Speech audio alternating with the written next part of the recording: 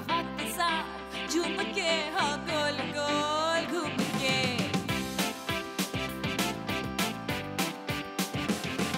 यूं ऐसे मुस्कुराई है ये सुबह जो आई है।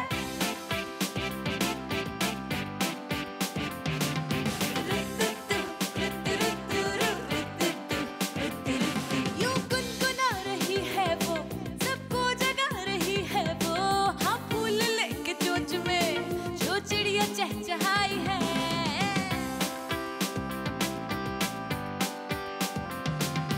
खुली खुली खुली खुली है उसमें धुली धुली, जरा जरा चुलबुली शरारतों में है गुली, सुबह जो आई है।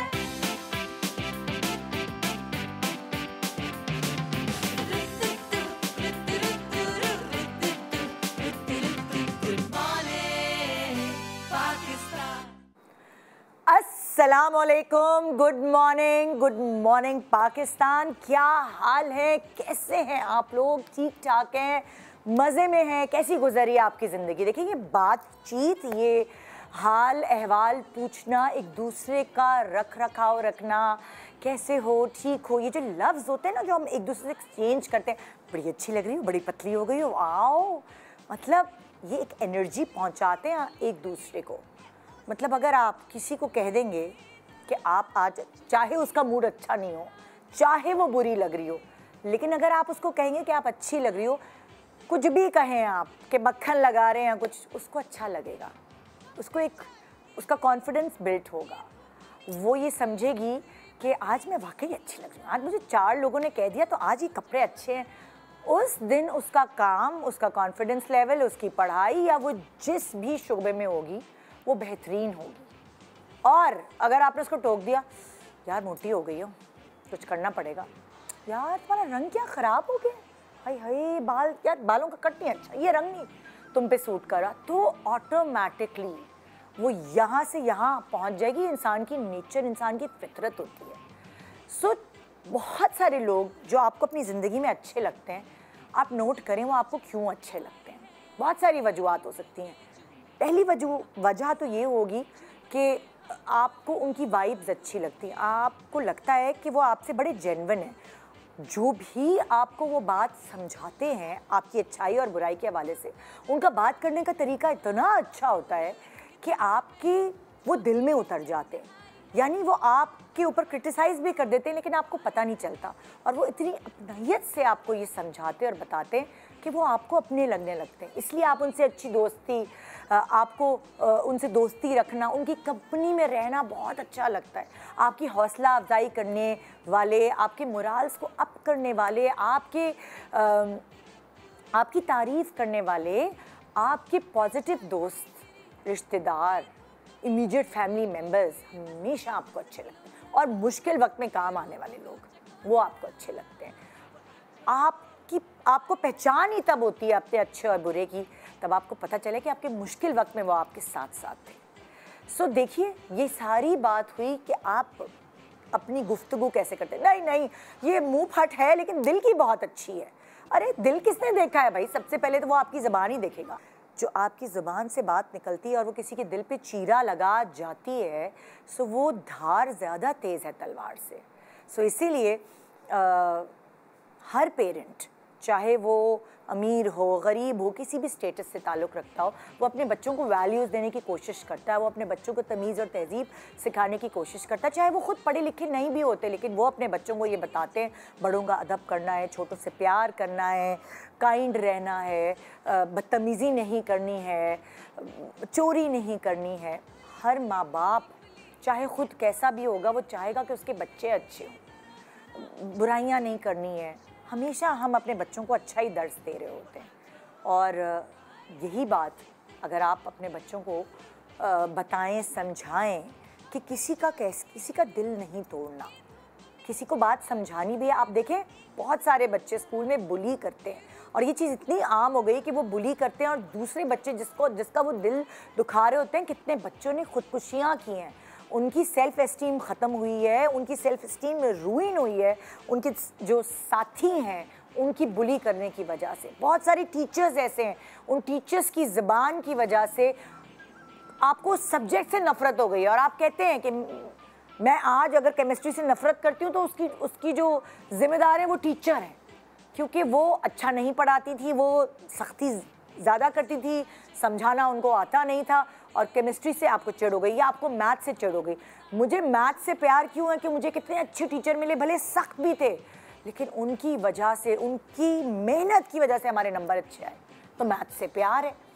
इसी तरह बहुत सारे वालिदैन अपने बच्चों के पक्के दोस्त होते हैं। ऐसा नहीं है कि उन्होंने सख्ती नहीं की होती, मगर उन्होंने अपने बच्चों को प्यार से, तरीके से समझाया होता है। उनके बच्चे आइडियल बच्चे होते हैं, लोग उनकी मिसालें देते हैं और कभी भी उनके माँ बाप को उनके ऊपर हाथ उठाते हुए या बेइज्जती या ऐसे अल्फाज इस्तेमाल, सख्त अल्फाज दुनिया के सामने इस्तेमाल करते हुए नहीं देखा होगा। फिर भी वो कहते हैं कि ये बच्चे इनके इतने अच्छे क्यों हैं, वालिदैन तो बड़े नर्म है, नर्म मिजाज है। सो तरीका हर चीज़ का, तहजीब हर चीज़ की है, समझाने की, बताने की।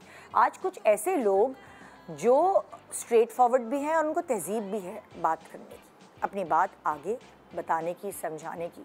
कुछ लोग उनको सख्त समझते हैं, कुछ लोग उनको बड़े तमीज़दार समझते हैं, कुछ लोग उनको फॉलो करते हैं, कुछ लोग उनसे सीखते हैं। सो ज़िंदगी में अगर मैंने भी कुछ सीखा है इन लोगों से, सो वो आज आपको भी गाइडलाइंस देंगे कि अगर कोई भी रिश्ता है, चाहे वो मियाँ बीवी का है, आप देखेंगे बहुत सारे हस्बैंड्स बीवियों को बहुत ही बेइज्जती करके उनको बताते हैं, समझाते हैं जो भी चीज़ें, और पब्लिक में बिहेव करते हैं बुरी तरह। या बहुत सारी सासें, लड़कियां उनके घर आई हुई होती हैं, बहुओं का दिल क्यों उचाट हो जाता है, क्योंकि कभी सास कोई ऐसा कड़वा जुमला कह देती है जो शायद कभी उसकी माँ ने भी कहा हो, लेकिन वो सास के ख़िलाफ़ हो जाती है, क्योंकि कहने का तरीका, वो जो अंदाज़ है वो उसके दिल पे लगता है। तो एक छोटे से ब्रेक के बाद आपके जो अपने करीबी रिश्ते हैं उनको और करीब कैसे करें अपनी ज़बान के थ्रू, और उनको दूर होने से कैसे बचाएं अपनी ज़बान के थ्रू, ये आज हम आपको सिखाने की कोशिश करेंगे और ख़ुद भी सीखेंगे। Good morning Pakistan.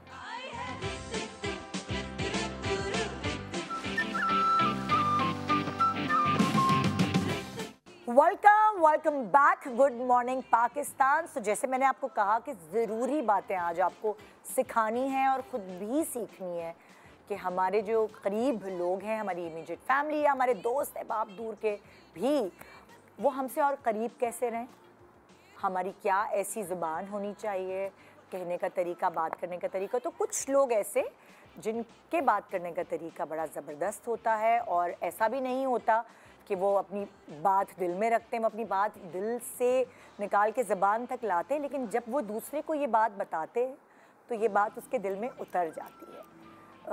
हमारे एक तरफ है जी रुबीना अशरफ। अस्सलाम वालेकुम, कैसी हैं? बिल्कुल ठीक, बड़े दिनों बाद। Always happy to be here. हाँ, और मैं तो एक्साइटेड होती हूँ जब आप आ रही हो। हाँ, क्योंकि कुछ नया होता है जो जिस पे हम बात कर रहे होते हैं, कोई बड़ी मज़े की थॉट प्रोवोकिंग सुबह के लिए जो हमें एक फूड फॉर थॉट जिसे कहते हैं ना, चाहिए होता है कि हमारी सुबह हमें कोई अच्छा सा मैसेज दे दे और हमारा दिन उस मोटिवेशन के साथ गुजर जाए। सो ऐसी बातें आप हमेशा मुझे बुलाती हैं जब आप जब मुझे कुछ समझदारी की बात सुननी होती है, समझनी होती है, सीखनी होती है या सिखवानी होती है। आपका वो तो खैर। तो यहाँ I just like speaking my mind. और दूसरी तरफ एक और बहुत, मतलब जो मुझे बहुत पसंद है, एक जिस एज में वो हैं और जिस समझदारी से उन्होंने अपनी ज़िंदगी गुजारी है, मुझे हमेशा बड़ी इंस्पायर करती हैं। शर्मीन मेरे पास यहाँ बैठी है। अस्सलाम वालेकुम। वालेकुम अस्सलाम। दुबली पतली होके आप आ गई हैं ये फिर से रमज़ान के बाद। यस है? हाँ, रमज़ान में क्योंकि थोड़ी सी ओवर ईटिंग सबकी हो जाती है, तो फिर उसके लिए I had to get back in shape. बिल्कुल। और भाई हम सब तो ज़िंदगी के धक्के खा खा के सीखे हैं, लेकिन जो पढ़ा के आई हैं उनकी भी बड़ी ज़रूरत होती है शो पे। सो मेरे पास है मेरी फेवरेट सना यासिर, रिलेशनशिप कोच। अस्सलाम वालेकुम। वालेकुम अस्सलाम। कैसे हैं? मैं बहुत अच्छी हूँ और मुझे बहुत खुशी है आपने फिर बुलाया है ना। मैं वही कह रही हूँ ना कि जो मेरे फेवरेट्स होते हैं जब वो आते हैं शो पे तो मैं अच्छा तैयार होके भी आती हूँ और बड़ा मज़ा आता है। ना, एनर्जी कितनी अच्छी है। एनर्जी बहुत अच्छी होती है, अच्छी वाइब्स होती है जो हम दूसरों को पहुँचा सकते हैं। एग्जैक्टली। आज का टॉपिक बेसिकली, जैसे आप सबको मैंने बताया भी था जब हम अपने शो पे इनवाइट कर रहे थे कि आपके अपने प्यारे, अपने करीबी लोग, आपके दोस्त, वो आपके करीब तभी रहते हैं जब उनको आपकी कंपनी में मज़ा आए, आप कुछ सीख सकें उनसे, और दोस्तियां लंबी तभी चलती हैं जब वही वाली बात है कि आपकी ज़ुबान और आपका दिल कुछ ऐसी वाइब्स दे जो उनको ज़िंदगी में फ़ायदा भी पहुंचाए, और उनको ऐसा ये लगे भी ना नेगेटिविटी कि भाई हम इनके साथ बैठ रहे हैं तो ये हमारे लिए हार्मफुल है, हाँ, या टॉक्सिक है यहाँ। सो बात चाहे हम अपनी औलाद को समझाएं या आप अपने दोस्तों को या अपने रिश्तेदारों को समझाएं, जिस तरीके से उस बात को की अदायगी होनी चाहिए वो आज हम शायद आम लोगों को सिखाने की कोशिश करेंगे, क्योंकि बहुत सारी लोग इस ज़बान की वजह से एक दूसरे से 3-3, 4-4 साल तक बात नहीं कर रहे होते। बहुत सारे ख़ानदान, अभी तो खैर मेरी बहन भी मुझसे नाराज़ हुई हुई है, वैसे कतर ताल्लुक हो जाता है। बहन नाराज, मेरी छोटी वाली बहन नाराज़। वो तो बहनों में तो चलता रहता हाँ, वो थोड़ी देर तक नाराज़ होती है फिर। स्वीट। लेकिन पता है आज का जो आपका टॉपिक है बहुत बहुत अच्छा है, क्योंकि and obviously we are going to sit here and talk about our own experience. हम ऑब्वियसली कि हमें किसकी क्या बात ऐसी लगी दिल पे जो कि हम हर्ट हुए, लेकिन अभी लास्ट ईयर हाँ, मुझसे ऐसा हुआ कि मैंने किसी का दिल दुखा दिया। हाँ, और हुआ ये था कि बहुत बहुत मेरी क्लोज़ फ्रेंड, बहुत क्लोज़ फ्रेंड, तो होता है ना लोगों का एक तरीका होता है उठते बैठते कह दिया कि ये तुम्हारा फ्लॉ है, ये तुम्हारा फ्लॉ है, तो ऑब्वियसली किसी को अपने फ्लॉ सुनना अच्छा नहीं लगता। And I am the kind of person जो कि मैं स्नैप बैक फ़ौरन नहीं करती हूँ, लेकिन वो मुझे लग रहा था कि पाइल ऑन हो रहा था काफ़ी अरसे से, कि उठते बैठते कभी कुछ कह दिया, कभी कुछ कह दिया, कभी कुछ तुमने कह दिया या उसने? उन्होंने कह दिया। अच्छा। तो बैक ऑफ द माइंड ना वो सब पाइल ऑन हो रहा था कि अच्छा हाँ। और एक दिन ऐसे ही उन्होंने, मेरी दोस्त ने मुझसे कहा, and I snapped Nida. I turn around, क्योंकि वो इतना ज़्यादा पाइल ऑन हो गया था। I turn around and I said, मुझे कहती रहती हो, you have these same issues जो कि आप मेरे अंदर पिन पॉइंट करते रहते हैं, आप में ये भी है, ये भी है, ये भी है, ये भी है, ये भी। लेकिन हुआ क्या, वो जब कहती थी ना तो वो बड़े हंसते हुए मज़ाहिया मिजाज में कहती थी। मैंने गुस्से में रिएक्ट किया, और वो बहुत दो डिफरेंट चीज़ें होती हैं। वो उनको बात इतनी बुरी लगी निदा, इतनी बुरी लगी कि उन्होंने मुझसे अपना सारे कॉन्टैक्ट्स ख़त्म कर दिए। And there was no going back after that. मैं बहुत, I was very very sad. मैंने बहुत माफ़िया भी मांगी, क्योंकि मैंने रियलाइज़ किया कि मेरी टोन हार्श थी। उनकी टोन कभी भी मुझसे हार्श नहीं होती थी जब वो ये बातें करती थी, मेरी टोन हार्श थी, जिसमें मेरी गलती थी। क्योंकि फ़र्स्ट ऑफ ऑल आपको वो पाइल ऑन ही नहीं होने देना चाहिए था कि आप उसी वक्त जब आपको किसी की बात बुरी लगे आप बहुत पोलाइटली, जो आपसे पोलाइटली बात कर रहे हैं उसको आप पोलाइटली समझा दें कि मुझे ये नहीं समझ में आया। जब आप पाइल ऑन होने देते हैं ना तो उसका रिएक्शन फिर, जो कि आप अभी हम शो स्टार्ट होने से पहले कह रहे थे कि आप जब when you keep bending backwards, फिर there comes a time when you snap, और जब आप स्नैप करते हैं ना तो वो बहुत बुरा होता है। तो यही हुआ, I lost a very very good friend. She completely blocked me off. She said, I don't want to do anything. A little bit to put in here. She Of wasn't course. a good friend. And you're better without her than you were with her. I'm sorry, I'm saying that. मैंने feelings तो hurt की ना. वो एक बात, अगर तुम्हारा remorse है तो सही है, बट अगर वो अच्छी दोस्त होती, अगर, तो उसको तुम्हारी बात फ़ौरन समझ आती, टोन बिल्कुल मैटर नहीं करती. You think so? ठीक है, गलत थी, तुम मान रही हो, तुमने माफ़ी मांग ली, बहुत, है ना? बहुत. उसको नहीं लगा कि तुम सही कह रही थी. That is why she did not forgive you. And if she's gone from your life, you should just do nafal. And say thank you Allah मियाँ, आपने एक टॉक्सिक बंदे को मेरी ज़िंदगी से निकाल दिया. Period. Move on. Move on. अल्लाह मियाँ ने तुम्हारे लिए, तुम्हारे साथ ये किया है कि तुम्हें आहिस्ता आहिस्ता आहिस्ता आहिस्ता आहिस्ता दिखाता गया कि और वो खुद भी दिखाती गई कि मैं रुक नहीं रही हूँ, मैं तुम्हें बताती जाऊँगी तुम्हारे में क्या गलतियाँ हैं. ऐसे नहीं होता, आप किसी को नहीं करते, किसी के साथ ये करते, और एक दिन जब आप कुछ कह देंगे तो मैं कहूँगी कि भाग जाओ. सो ये सब मैं समझती हूँ अल्लाह की बेहतरी होती जब कोई इस तरह से हमारी ज़िंदगी से जाता है, और उसका जाना आपको अभी आप शायद थोड़ी मुश्किल में हो, अभी आपको लगता है मुझे क्योंकि आप हिला दिया इस गिल्ट में हो, हिला दिया। लेकिन इवेंचुअली यू विल रियलाइज कि किस कदर टॉक्सिसिटी आपकी ज़िंदगी से निकलेगी। आपका कॉन्फिडेंस बहाल होगा, जो वो छोटा छोटा थोड़ा थोड़ा करके ख़राब कर रही थी, वो एब्यूज़ जो उस तरफ से हो रहा था और आप लिए चले जा रही थी, जब आपकी ज़िंदगी से निकलेगा, you will be you know आपका सांस लेना आसान हो जाएगा। I am saying this because it happened to me also. Rubina आपा की बात से मुझे एक बहुत मुख्तसर सी बात याद आई, वो ये कि एक्सेप्टेंस जो है निदा वो दिल से आती है और अप्रूवल जो है वो जजमेंट से आता है। इन्होंने जो किया अपने दिल से किया, अगर माफ़ी भी मांगी तो हर किसी में ज़र्फ़ नहीं होता कि वो माफ़ कर सके, या हर किसी ने इतना सोचा नहीं होता कि मैं माफ़ी क्यों दे रहा हूँ या ये इसको क्यों नौबत आ गई माफ़ी मांगने की। इसको अगर हम रिवर्स बैक करें तो बहुत सी चीज़ें जो पॉइंट आउट की जा सकती हैं। पहला कि जब आप कहती हो पाइल अप हो रहा था, जो भी था रिजेंटमेंट पाइल अप हो रहा था, ठीक है, वो लावा बन के फटना ही था, बट वो रिजेंटमेंट आ रहा क्यों था? उन ख़ातून के अल्फाज के चुनाव से आ रहा था, ये किस वजह से आ रहा था? Because what ever she was saying, एक तरफ आप कह रही हो कि वो समझाती थी, अगर वो बुरा लग रहा है तो उनका समझाने का तरीक़ा शायद ऐसा अच्छा नहीं था जो कि इफ़ेक्टिव था, वरना ये पाइल अप नहीं होता। दूसरा, शायद उनका टोन अच्छा हो, वो मुस्कुरा के बोलती हो, बट मीठी छुरी भी होते हैं लोग, ठीक है। सो खाली मुस्कुरा के बोल देना या टोन मैनेज करने ला काफ़ी नहीं है, आपको अपने अल्फाज का चुनाव देखना पड़ता है। और बहुत बाज़ औक़ात लोग एंटाइटल्ड फील करते हैं। मैं अपनी बेस्ट फ्रेंड को अलाउ करती हूँ टू होल्ड मी अकाउंटेबल। अच्छा, यहाँ मैं एक बात आपसे कहूँगी, आई डोंट नो क्या ऐसा होता है, कभी कभार हाथी निकल जाता है और दुम रह जाती है। कभी कभार आपके मूड स्विंग्स खुद ऐसे होते हैं कि आपको बड़ी से बड़ी कोई बात कह जाता है, आप हंस के टाल देते हैं, आपको बुरी नहीं लगती, मगर कभी कभार कोई छोटी सी बात हंसते खेलते किसी ने आपके ऊपर तंज मार दिया और वहाँ आप अटक जाते हैं। ये आपके ट्रिगर्स होते हैं, आपके ट्रिगर्स एक दिन में नहीं बनते, आपके कुछ ट्रिगर्स होंगे। क्या पता कोई चाइल्डहुड ट्रॉमा हो, क्या पता आपके कोई एक्सपीरियंसेस ऐसे हों जिसकी वजह से वो ट्रिगर बन जाए। मैं शर्मीन से दोबारा एक सवाल पूछना चाहती हूँ। जो बातें वो कहती थी, क्या वो सब गलत होती थी या सही होती थी, या कि कुछ गलत होती थी कुछ सही होती थी?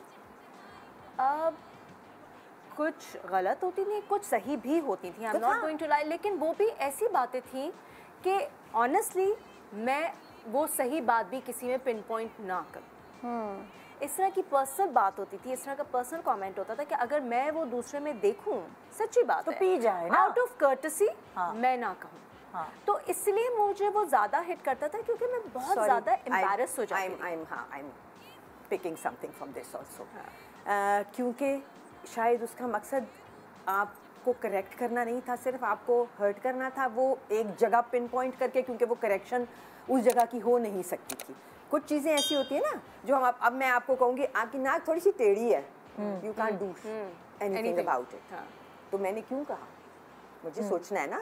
मैंने इसलिए कहा कि आपकी नाक, आपको नहीं पता कि टेढ़ी है, आई मीन आपकी नाक है, आपको नहीं पता तो किसको पता है? क्या मैंने ठीक करवा के देनी है? नहीं। क्या मैं चाहती हूँ आप ठीक करवा लें तो बात फिर बिल्कुल फ़र्क पैराए में होगी। लेकिन अगर कोई सिर्फ पिन पॉइंट कर रहा है आपको हर्ट करने के लिए, या किसी एक जगह वो खुद इनसिक्योर है और अपनी इनसिक्योरिटी आपको इनसिक्योर करके या थोड़ा सा डिमीन करके निकाल रहा है, then that's a strange kind of person.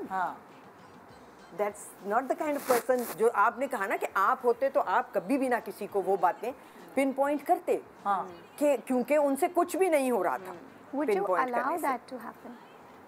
Were you allowing it to happen? I was, yeah.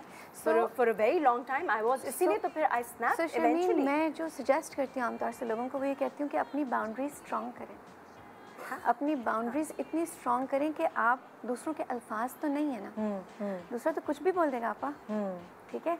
अल्लाह मैंने 2 कान दिए, मेरे यासिर ने शुरू में बड़ा मुझे इनका यासिर इसलिए बोलती कि वो कंफ्यूज ना हो कि तुम्हारा यासिर मेरा यासिर, यहाँ मैं मेरा बोलती हूँ, वो मेरा भी। हस्बैंड का नाम है यासिर। हाँ जी, उनका नाम यासिर है ना। Yes.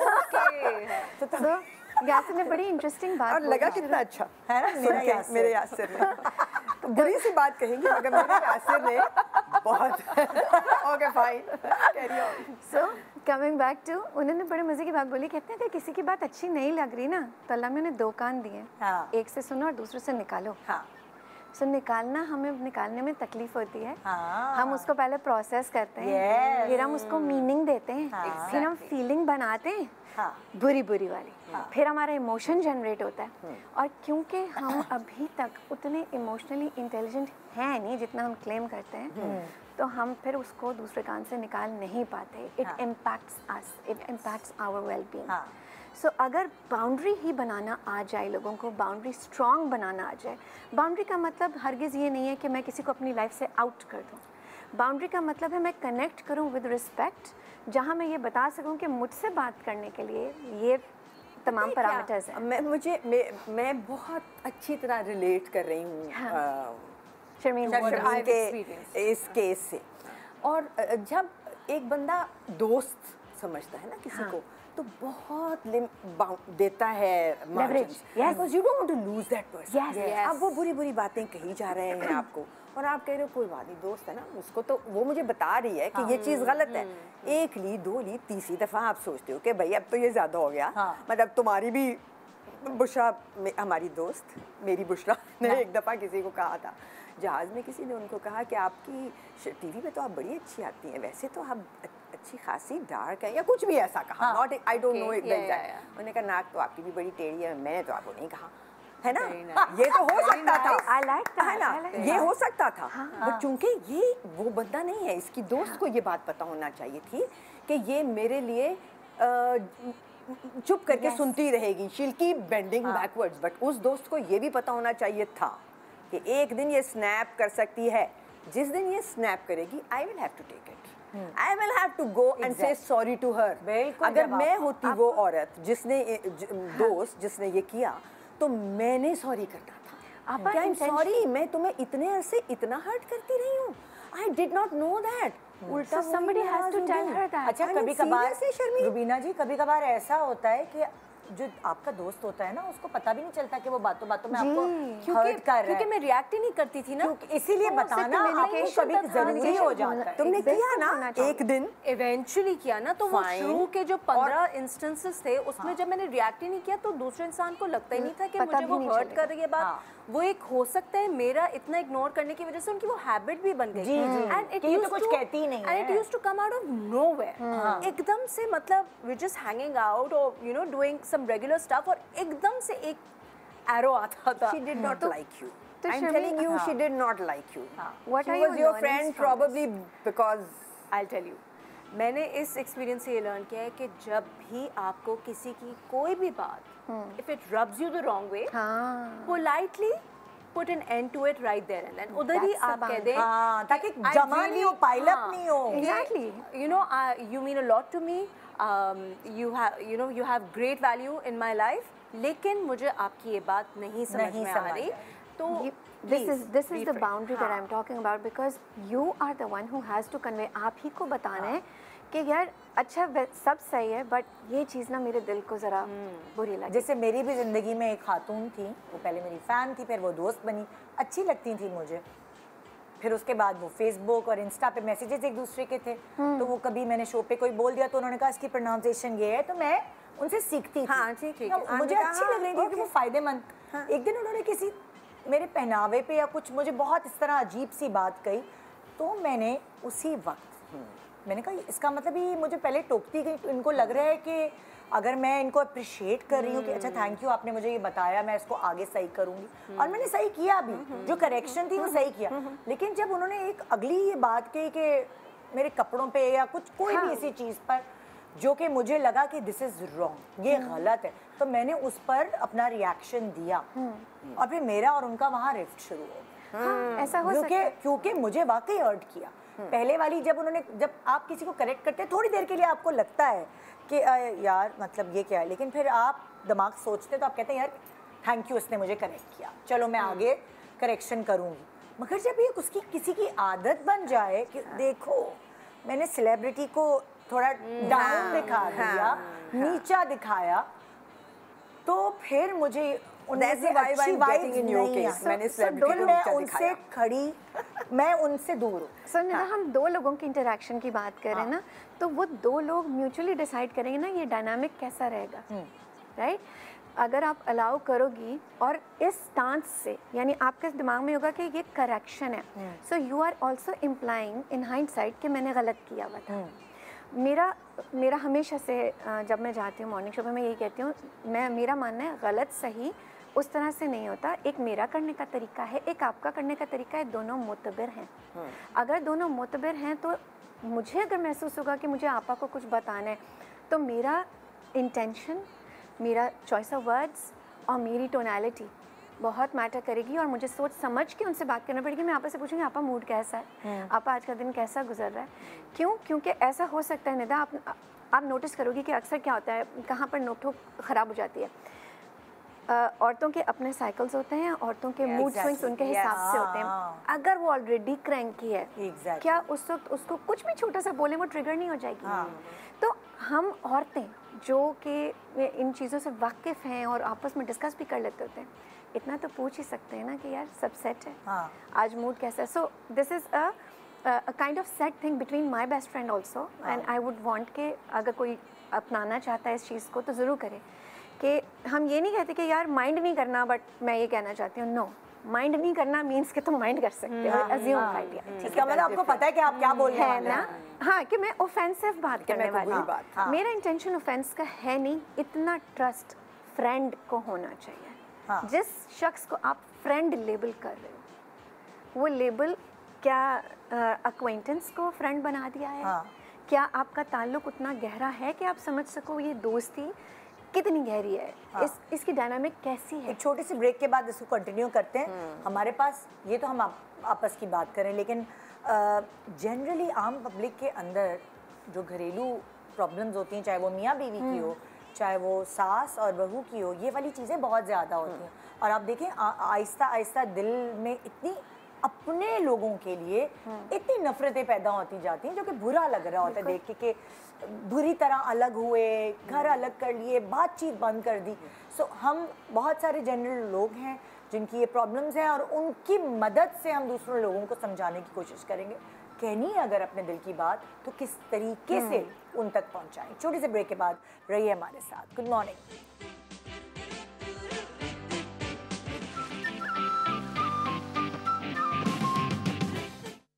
Welcome back. Good morning Pakistan. आज हम थोड़ा सा ज़िंदगी के एक्सपीरियंसेस से और ऑब्वियसली प्रोफेशनल हेल्प से हम ये बताना चाह रहे हैं कि आपके रिलेशनशिप कैसे बेहतर हो सकते हैं अपने प्यारों के साथ, कैसे उनको जो बात आपके दिल में है उन तक पहुंचानी भी है या नहीं, क्या इग्नोर कर देना है, किस वक्त। वो टाइमिंग का ही गेम होता है सारा।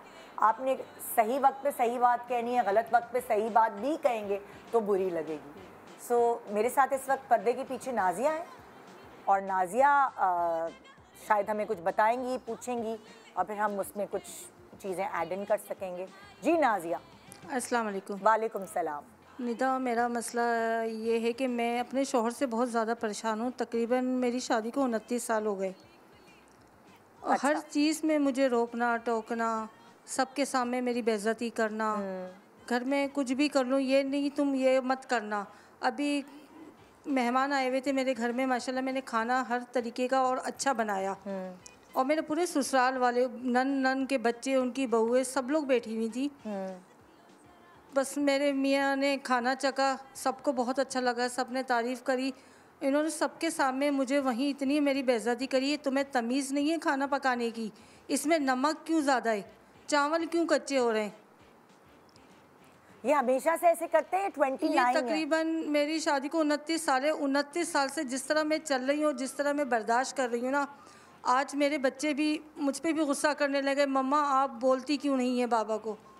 मैं घर में कोई काम करने के लिए उठूँ, ये मुझे इस घर की ये सेटिंग करनी है, तुम्हें किस चीज़ की तमीज़ है, तुम क्यों कर रही हो ना, ये ऐसे नहीं है, ऐसे करना है। गाड़ी में बैठ जाऊँ जब भी कि तुम्हारे माँ बाप ने तुम्हें कुछ सिखाया नहीं है। मैं किसी से कोई बात शेयर नहीं करती। मैं जिस तरह 29 साल से घुट घुट के चल रही हूँ ना, मैं अपनी बहन भाई अम्मी को किसी को भी आज तक मैं इनकी जाके कोई कंप्लेन नहीं करती कि मेरे घर में मेरे साथ ये चीज़ें हो रही हैं। अब बच्चे मेरे लिए बोलने लगे, लेकिन मैं इनको इतने सालों के बाद कहाँ छोड़ के जाऊंगी इनको नहीं, अकेले। छोड़ के नहीं जाएंगी, लेकिन आप बोलती हैं कभी अपने लिए?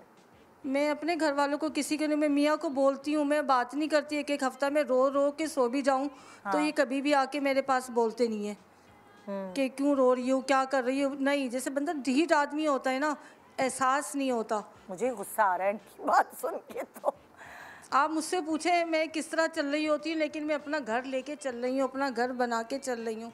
लेकिन बाज़ टाइम ऐसा होता है कि मैं बस यहाँ से निकल जाऊँ या कुछ भी कर लूँ मैं अपने लिए, फिर भी मैं ये सोचती हूँ यार मेरा मियाँ अकेला ना हो जाए, इनको परेशानी ना हो, इनको तकलीफ़ ना हो। लेकिन मैं कब तक बर्दाश्त करूँ? मैं किससे जाके बोलूँ? मैं अपनी माँ से भी जाके नहीं बोल सकती। से बात की आपने मियाँ से डायरेक्टली के? मैंने 100 दफ़ा बात करी, कह रहे तुम्हें कुछ नहीं पता, तुम औरत हो, तुम चुप होके बैठ जाओ। कैसे मैं कितना सब्र करूँ, मैं इतना सब्र करूँ? नहीं सकती। आपका माइक थोड़ा सा वो हो गया जिससे हमें आवाज़ नहीं आ रही, बोलें। आप मुझे ये बताएं मैं इनको किस तरह सही करूं कि मेरी ज़िंदगी में सुकून आ जाए। अब तो मेरा दामाद भी है। हाय, यही तो होता है कि जो मुझे ये डर होता है मैं वो आ जाए और मैं सामने बैठी उनके साथ बात कर रही हूँ या मुझे उसके सामने टोक दें तो मेरी क्या इज्जत रहेगी। कभी कहते हैं उनको, कुछ बच्चे फील करते हैं? मेरी बड़ी बेटी और बेटे ने बाबा के सामने आप बोला था कि बाबा अब ये कब तक करते रहेंगे मम्मा के साथ, कि तुम लोग को नहीं पता, तुम लोग चुप रहो, तुम लोग अपना करो, शादियाँ करो, चली जाओ यहाँ से। कोई ऐसा है जिसकी वो बात सुनते हो घर में? उनका बड़ा भाई या कोई ऐसा होता है ना किसी की भी नहीं, सास नहीं है, वो बहन ही, और ये बड़े हैं, ये किसी की नहीं सुनते, सारे इनकी सुन रहे होते हैं। वो सुनेंगे भी नहीं, मुझे लगता है। मैं चेंज नहीं हो सकती फितरत, क्योंकि कुछ लोग होते हैं नाखुश। एक तो कुछ लोग होते हैं जो कि किसी भी बात पे नुक्ताचीनी करते हैं या बताते हैं कि ये गलत है, सही है, और अगर वो सही बताते हैं तो आप सुन लेते हैं, या वो गलत बताते हैं तो आप उनको बता देते हैं कि ऐसे नहीं, आपको गलत लग रहा है, ये सही है। या जैसे आपने कहा भी कि खाना, उन्होंने कहा नमक तेज़ है, तो बाकी लोगों ने भी अपना इनपुट तो दिया ही होगा ना कि नहीं नहीं हमें तो ठीक लग रहा है नमक। लेकिन ऐसे लोग जो कि सुनते हैं, जो कि जो कि जिनको बहुत अपने, जो कि परफेक्शनिस्ट हैं सो टू से, वो एक अलहदा किस्म के लोग हैं। इन पे कर रहा है ना, that's what I'm saying। वो एक अलहदा किस्म के लोग होते हैं, ये एक और किस्म के शख्स हैं, ये एक नाखुश इंसान है। इनका कोई इलाज नहीं। और फिर मसला ये हुआ कि 29 इयर्स हो गए, ठीक है, इनका तो वो आदत पक्की हो गई। नहीं 29 साल बाद आप कैसे चेंज करेंगे? He's an unhappy person। दुनिया में हर इंसान की कोई ना कोई रेमेडी है, उसको ठीक किया जा सकता है, उसकी थेरेपी की जा सकती है, बताया जा सकता है। लेकिन एक नाखुश इंसान जो है ना, और फिर वो उसने एक बंदा पिक कर लिया कि मैंने इसी बंदे को टारगेट कोई एक तो करना था ना, कोई दूसरे से ऑफिस में जाके किसी को करें ऐसे बात तो वो बता देगा उनको। अपने घर में भी आई एम श्योर करते होंगे बहन भाइयों से, तो वो भी बता देंगे कि भाई shut up and do your own thing. So अब ये एक मासूम औरत उन्होंने पिक कर ली है।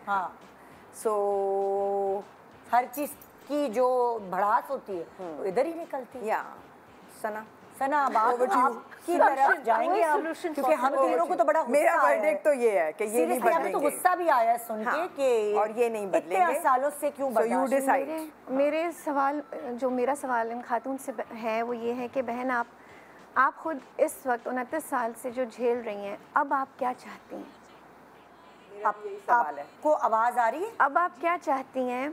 क्योंकि आप खुद 29 ईयर्स से झेल रही हैं, मज़ीद कुछ साल ऐसे ही निकल जाएंगे, तो झेलने का डिसीजन भी आपका है। अब आप क्या चाहती हैं? आज जब आपको ये चीज़ महसूस हो रही है, आपको अंदाज़ा हो रहा है कि आपके साथ ज़्यादती हो चुकी है, ये डायनामिक सेट हो चुके हैं, बच्चे भी बड़े हो चुके हैं, बट बेइज्जती नहीं रुक रही है, तो या तो सिंपली यही फार्मूला हो कि ये तो हैं ही ऐसे, ये ऐसे ही रहेंगे और मैं अब दरगुजर ही करूँगी। लेकिन 29 साल में जो आपकी वेलबींग पे इम्पैक्ट आ चुका है, जो सेल्फ़ एस्टीम लो हो चुकी है, जो सेल्फ वर्थ कम हो चुकी है, उसके लिए दो तरीके हैं। एक, ये अपने ऊपर खुद काम करें, अपनी खुद एतमादी खुद बढ़ाएं, और ख़ाली एक बंदे की वैलिडेशन ना सीख करें। ठीक है। बट मैं फिर वही चाहूँगी, ये तो मैं कह रही हूँ क्योंकि बहुत सारी चीज़ें डिटेल्स हमें अभी मालूम नहीं है, यू नो, इनकी आपस में जो, क्योंकि अक्सर ऐसा भी होता है कि चाहे वो नाखुश हो, देखें कुछ लोग होंगे क्रिटिकल होंगे, हर चीज़ में क्रिटिसाइज़ ही करेंगे, they can be very good critics, they can be paid critics also, but then उनकी क्वालिटी ऑफ लाइफ क्या है, क्या उन, जब हमारा डिस्कशन होता है ऐसे लोगों से तो मैं पूछती हूँ उनसे कि ठीक है, are you happy doing what you are doing, अगर आप जो कर रहे हैं यही करते रहना है, उसमें फिर कोई मदद नहीं कर सकता क्योंकि ये वो डिसीजन ले चुके हैं कि बस ऐसे ही है। बट अगर कुछ भी चेंज करना है, चेंज अपने अंदर लाना होता है, आप किसी और को कंट्रोल नहीं कर सकते। सोने मुझे एक बात बताया, जैसे जो मियाँ बीवी का रिश्ता है वो बाप बेटी का या माँ बेटे का रिश्ता तो नहीं है ना। हाँ। हमारे पेरेंट्स होते हैं ना जो हमें हर दुनिया में हर वक्त पर हमें इम्प्रूवमेंट की तरफ लेके जाते हैं, ये नहीं करो, ऐसे नहीं बैठो, ऐसे नहीं चलो, ये क्या करें, बीवियों की ग्रूमिंग की जिम्मेदारी क्यों ऐसे मतलब बीवी को वो कर रहे होते हैं कि जैसे वो बच्चा पाल रहे हैं। मुझे ये बताएं, ग्रूमिंग की जिम्मेदारी किसकी होती है शादी के बाद? अगर बीवी आपकी आउटगोइंग नहीं है, वर्किंग वुमन नहीं है, हाँ। वो दुनिया से इंटरेक्ट नहीं कर रही, वो उसी कुएं का मेंढक है, ठीक है, उसकी ग्रूमिंग की जिम्मेदारी किसकी है? उसकी जो बाहर जा रहा है, उसकी जिसने उसको प्रोटेक्शन देनी है, प्रोवाइड करना, प्रोविजंस देने, ठीक है। तो अगर मियाँ को सिर्फ रोकने टोकने का तरीका आ जाए, या उनको ये लगे कि हाँ जी किस नज़र से वो देख रहे हैं, कब आप किसी को आप टोकते हैं, या तो आपको उनका बिहेवियर सही नहीं लगता, या आप उनकी पर्सनालिटी पे अटैक करते हैं। पर्सनालिटी पे अटैक करने का मतलब है कंटेम्प्ट कर रहे हैं आप। ये शादी कामयाब नहीं होती या नाखुश रहती है, क्योंकि आप जब किसी की तस्हीह करना चाह रहे हैं तो आप शेम करके नहीं कर सकते। शेमिंग, कंटेम्प्ट, किसी को नीचा दिखाना, आप उनसे बेहतर हैं, ये वो अगर कॉन्टेक्स्ट ये है आपकी कॉन्वर्सेशन का, तो ये रिश्ता बेहतर नहीं होता। ये साइंटिफिकली प्रूवन, डेटा प्रूवन ये बात तो है। पूछे कि 29, क्या आपके मियाँ ने आपको ये कहा है कि फंस गया हूँ तुमसे शादी करके या कुछ इस तरह? उन्होंने भी तो 29 साल निकाले ना आपके साथ। आप प्रोवाइड करते रहे। तो अगर वो इतनी खराबियाँ उनको आप में नजर आती हैं तो उन्होंने इतने साल क्यों निकाली है आपके साथ? ये सवाल उनसे करने का बनता है, बट इन्होंने जवाब नहीं दिया कि इनको अब क्या चाहिए। हाँ, कुछ भी नहीं, वो तो देखो वो बता रही हैं कि वो उनकी ये ज़िंदगी है, 29 उन्होंने गुजार लिए हैं, फिक्स करने की कोशिशें सारी नाकाम हो गई हैं। She just wants to know क्या करूं। हमने आपा फिक्स नहीं किया ना, वो तो बर्दाश्त करती है। उन्होंने जहाँ जब भी बताया भी उस शख्स को, और एक हफ्ते नाराज भी रही हैं, ये गलत है, आपा वो रोती रही हैं। नहीं बताया भी, उन्होंने कहा मैंने बताया, बच्चों ने भी बताया, कुछ दफ़ा बच्चों ने भी कहा। नहीं, इन्होंने मुझे काफ़ी दफ़ा कहा कि मैंने तुमसे निकाह करके ना बड़ी मुसीबत कर दी, तो मैंने काफ़ी दफ़ा कहा आप मुझे छोड़ दें, कोई मसला नहीं है। हाँ, तो वो छोड़ते भी नहीं है मुझे। तो कभी आप नाराज होके इससे बीच में 29 साल के बीच में कभी अपने मैके या कुछ ऐसा गई है बच्चों को लेके जिस तरह? नहीं, मैं कभी नहीं गई, क्योंकि मैं अपने माँ बाप को परेशान नहीं करना चाहती थी, क्योंकि मेरी माँ अकेली है ना, तो मैं उनको परेशान नहीं करना चाहती थी। बस यहीं पे ना खून का घूंट पी के बस रहती हूँ मैं। बस मैं ये चाहती हूँ, अब मैं बहुत थक गई, बहुत ज़्यादा थक गई। मैं ये चाहती हूँ कि कुछ तो चेंजिंग आए, कुछ तो सुकून आए। बात सुने, सुकून तो आपको तभी मिलेगा जब आप उनको कुछ दिन के लिए ही सही, हाँ, मगर छोड़ के तो जाएं। तो कहीं आप इस्लामाबाद वगैरह कहीं ऐसी जगह जाएं ना, चले जाएं ना, जरूरी थोड़ी है कि आप अपनी अम्मी के घर जाएं और सुकून लें और वापस आ जाएं। खुद इस्लामाबाद और लाहौर जाने के लिए भी एक फाइनेंसेस का भी एक फैक्टर होता है ना। अब इतना तो करना पड़ेगा इनको, जैसे भी करें, किसी से मांगे, बच्चे हेल्प करें। दामाद का भी मामला आ गया है, तो वो ऑब्वियसली उनका सबसे फर्स्ट एंड फॉरमोस्ट कंसर्न होगा कि बेटी की लाइफ में मसला ना हो जाए। बट बेटी अंडरस्टैंड्स हर पोजीशन आल्सो। मुझे लगता है ऐसा कि आपको जब आप जंग के मैदान में, तो आप जंग छोड़ के भागते नहीं हैं। अगर एक्सपेंडिचर करना ही है इनको, तो ये प्रोफेशनल हेल्प ले सकती हैं। अरे कहाँ जाए? प्रोफेशनल हेल्प ये तो इनको तो चाहिए भी नहीं ना, जिनके लिए चाहिए वो तो नहीं लेंगे। नहीं, इनको भी चाहिए मीना जी, इनको भी चाहिए कि इसको टैकल कैसे करें। हेल्प क्या इतनी रिजेंटफुल है ये, इनके दिल में जितनी प्रोफेशनल हेल्प क्या कहेगी इनको? कि प्लीज उनको टेक अ पटिया ब्रेक। पड़ाएगी। नो नो नॉट नहीं एट ऑल। रुबीना जी, इनको पटिया पड़ाएगी। इनका पूरा माइंडसेट चेंज होगा, the way she is making her thoughts. इनको थॉट वर्क की जरूरत है, क्योंकि ये सिर्फ वो चीजें उन चीजों पर There फोकस is करिए two जिससे in इनको this दुख game. लग रहा There's है। not just one person Of in this course. game. But The other Abba- person is not listening. Rubina ji, He The will other say person will only not what he's been listen. saying for 29 years. ये भी He तो will not दबी listen. जा रही है ना, इनको भी तो थोड़ा। मैं बता रही हूँ। ये एक हफ्ते नाराज होती हैं, फिर खुद ही दोस्ती कर लेती हो हूँ। सकता है- मजबूरी है ना। हो सकता है अगर प्रोफेशनल हेल्प लें, क्योंकि और कोई ऑप्शन और चॉइस नहीं है, तो वो प्रोफेशनल हेल्प इनको स्टोन वॉल करना सिखाए हाँ। कि जो इनकी Boundary बनाना पर्सनालिटी सिखाए, इतनी डैमेज हो रही है, self-esteem उनका एक बढ़ाएगी। एक वर्ड जो उनको तकलीफ दे रहा जी। है, हाँ। इस तरह से वो अपना मेंटल ब्लॉक, क्योंकि शी हैज नो ऑप्शन, अब वो कहीं जा तो सकती नहीं है, 29 साल हो गए, आदत भी पक्की हो गई, उसको ब्लॉक आउट कैसे करना है अपनी क्वालिटी ऑफ लाइफ इंप्रूव करने के उनको लिए। आता है कि जब उनको ब्लॉक करना होता होगा या रोना Miserable है होता बेचारी, होगा, अभी भी रो रही हैं। हाँ रोना होता होगा, वो रो लेती होंगी। अब मेरा वर्डिक्ट ये है कि उनको अपनी सैनिटी के लिए अपनी एक ज़िंदगी बनानी है पैरेलल, और वो ज़िंदगी चलानी है parallel. Take she should the day he abuses her, रोज़ तो नहीं करता होगा, दूसरे तीसरे दिन ही करते होंगे, correct me if I am wrong. बताइए ना नाजिया। नाजिया, तो अगर जिस दिन वो ऐसा कुछ करें, एक जगह या कोई बहन भाई का घर, बेटी दामाद का घर, किसी से भी काउंसलिंग करके, बात करके कि अगर ऐसा हो मैं तुम्हारे पास आ जाऊं, 2 दिन के लिए जाना शुरू करें। 2 दिन के लिए। बिल्कुल बिल्कुल। वापस आएं, हालात बेहतर होते हैं देखें, और बिगड़ते हैं देखें। अपनी सिचुएशन को जैसे आप असेस कर सकती हैं नाजिया, वो कोई और नहीं कर सकता। नाजिया, कोई साइकियाट्रिस्ट भी आपको नहीं बता नाजिया, सकेगा। एक और बहुत इम्पोर्टेंट बात है, जब तक इंसान अपनी खुद सेल्फ वर्थ नहीं जानता ना, कोई और नहीं जान पाता। जब तक आप खुद अपनी इज्जत नहीं करते, कोई दूसरा आपकी इज्जत नहीं करता। और खाने ना पका के जाना जब आप जाओगी 2 दिन के लिए, अगर फ्रीजर भर के। 4-5 लोगों के बीच में उन्होंने आपको बेइज्जत किया और आप चुप हो गई हैं, एक दिन अगर आप उन लोगों के बीच सामने ही जवाब देंगी, तो शायद अगली दफा वो ये ना करें हाथ जो भी आपने उठ सकता नहीं है। किया। हाँ, ये इस चीज़ का मुझे डर हाथ है। सबके सामने नहीं उठाते ऐसे लोग। आई डोंट नो, ऐसे लोग कोई सबके साथ सामने नहीं उठाते हैं।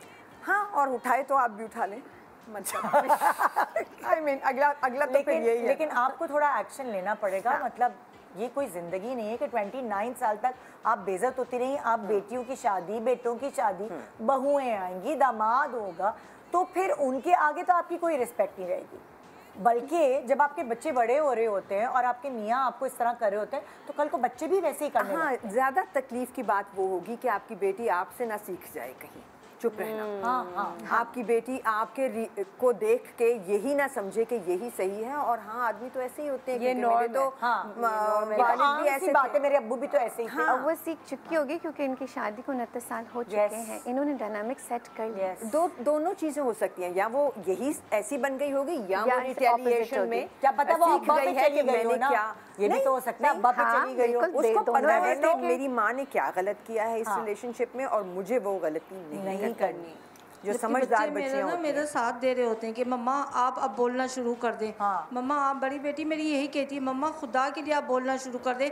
कब तक खामोश बैठी रहेंगी? बच्चे बोलते हैं मुझे उनको ऐसा लगता है कि ये जो भी लाहेअमल अपनाएं, ये उसका एंड रिजल्ट ज़रूर दिमाग में रखें कि मेरा गोल क्या है। अगर मैं बात करने जा भी रही हूँ, या मैं किसी और शहर जा रही हूँ, ब्रेक ले रही हूँ, डिस्टेंस बढ़ाने से कम्युनिकेशन रिजॉल्व नहीं होता। कम्युनिकेट करने से ही चीज़ें बेहतर होती हैं। आप देखिए बहुत सारे 29 ऐसे years। She has not Zubina ji, communicated properly। बहुत आपा। सारे कपल्स ऐसे मैंने अपनी ज़िंदगी में देखे हैं, अपनी आंखों के सामने। जवानी सारी उम्र जो है वो बीवी को इसी तरह ट्रीट करते हुए गुजार दी, बुढ़ापे में जाके ना एकदम पलटा खा के चेंज हो हाँ, जाता। मैंने भी ऐसे वो देखे हैं केसेस। बुढ़ापे क्यों? में जाके क्यों होता है मैंने निदा ऐसे ऐसा? भी देखे हैं हाँ। जो बुढ़ापे में जाके और खतरनाक हो जाते हैं। मैंने भी बट और जो पलटते हैं और वो फिर क्यों? मियाँ बीवी बिल्कुल अलहदा कमरों में चले जाते हैं, बिल्कुल। पूरी जिंदगी सिर्फ भर ज़रूरत बात। की बात करते हैं एक दूसरे के साथ। और जब कभी कोई कम्युनिकेशन की कोशिश भी करते हैं तो दूसरा स्नैप कर देता है, बिल्कुल। स्नैप कर देता है, सो नहीं कम्युनिकेट कर पाते। And then they live their lifes like that till the end. एक दूसरे के लिए फिक्र ज़रूर होती है दिलों में, मगर प्यार नहीं होता, हाँ, मगर रोमांस बहुत नहीं होता, जिंदगी बहुत सो वो क्वालिटी ऑफ लाइफ नहीं रहती उनकी। हाँ। Because they don't opt for better methods. बेहतर तरीके सीखे जा सकते हैं, बशर्ते कि आप सीखना चाहें। और ज़रूरी, मैं आमतौर से ये कहती हूँ कि दोनों पार्टनर्स को एफर्ट डालना होता है। अगर एक नहीं डाल रहा तो गाड़ी अच्छा नहीं चलती। बिल्कुल ऐसे जैसे गाड़ी फ्लैट टायर्स पे चल रही है, आपके टायर फुस हैं, आप कितनी दूर तक जाओगे। और मिजरेबल होने की आदत हो जाती है आपा लोगों को, यू नो। जिन बीवियों को पिटने की आदत होती है उनको तवज्जो उसी तरह से चाहिए होती है, बैटर्ड वाइफ सिंड्रोम बोलते हैं इसे।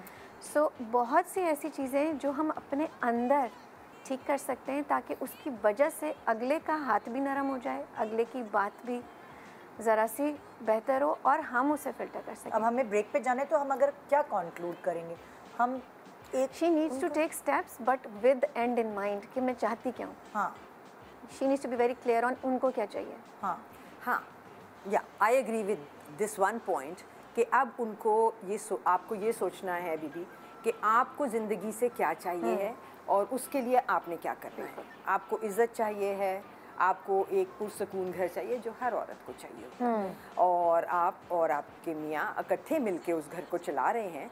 उनको ये पता होना चाहिए कि वो कोई यहाँ और आप यहाँ नहीं हैं, you two equal human beings in running this life that you made. आपके बच्चे हैं, आगे उन पे असर होता है। अगर वो समझते हैं, बिठा के समझाने की कोशिश करें। अगर नहीं समझते तो फिर आप थोड़ा सा डिस्टेंस थोड़ा सा शुरू करें, हाँ, जैसे कि थोड़ा आपने कहा हाँ, कि एक दिन के लिए कहीं चली जाए, 2 दिन के लिए चली जाए। हो सकता है जब आपकी एब्सेंस उनको फील हो, क्योंकि उनको भी इतनी आदत है हर वक्त आपके आसपास रहने की। जब आपकी एब्सेंस फील हो तो आपकी कदर उनको आए कि मैं गलत हो सकता है कुछ भी काम कर ज़्यादा रिएक्शन भी हो सकता है, क्योंकि एब्सेंस के बाद जब आए तो मुझे तो कोई फ़र्क नहीं पड़ता कि तुम चली गई, बेशक हमेशा के लिए चली जाओ। This kind of a person can go to that level also. मैं अगर कहती हूँ कि थोड़ी थोड़ी ब्रेक लें, तो मैं सिर्फ इसलिए कहती हूँ कि आप अपनी सैनिटी के लिए उनको सबक सिखाने के लिए, हाँ मे भी आ गया सबक तो बहुत अच्छा, हाँ भाई मैं एक हफ्ते तक तो बेइज्जत नहीं होंगी, हाँ मुझे अब ऑक्सीजन लेने जाना है, आप उम्रे पे चली जाए। हाँ, या फिर ये बहुत आपकी बाजार तो आप वो भी बैठ सकते हैं। बिल्कुल। लेकिन आपके एक छोटे से ब्रेक के बाद हम वापस आ रहे हैं। सही, ब्रेक पे जाना जरूरी। Good morning.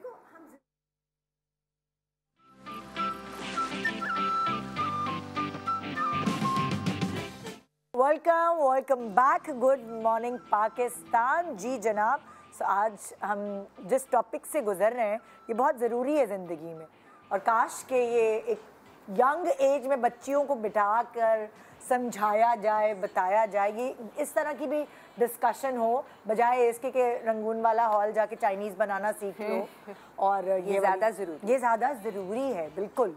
सो ये वाले भी शॉर्ट कोर्सेज मेरा ख्याल से ऐसे कुछ होने चाहिए और आपको शुरुआत करनी चाहिए, है ना? Thank you. है ना, कोई वर्कशॉप। और ये शादी से पहले बच्चियों के लिए, ये बहुत बच्चियों के लिए भी और लड़कों के लिए भी बिल्कुल प्री मैरिटल कोचिंग होनी चाहिए, ये बहुत ज़रूरी है। तो और शुरू कर देंगे, मैं उसको वो करूँगी, एडवर्टाइज करूँगी। I how sweet Nida, how sweet. नहीं, आपके प्रोग्राम के थ्रू मुझे बहुत खुशी होती है। मैं यहाँ क्यों आती हूँ?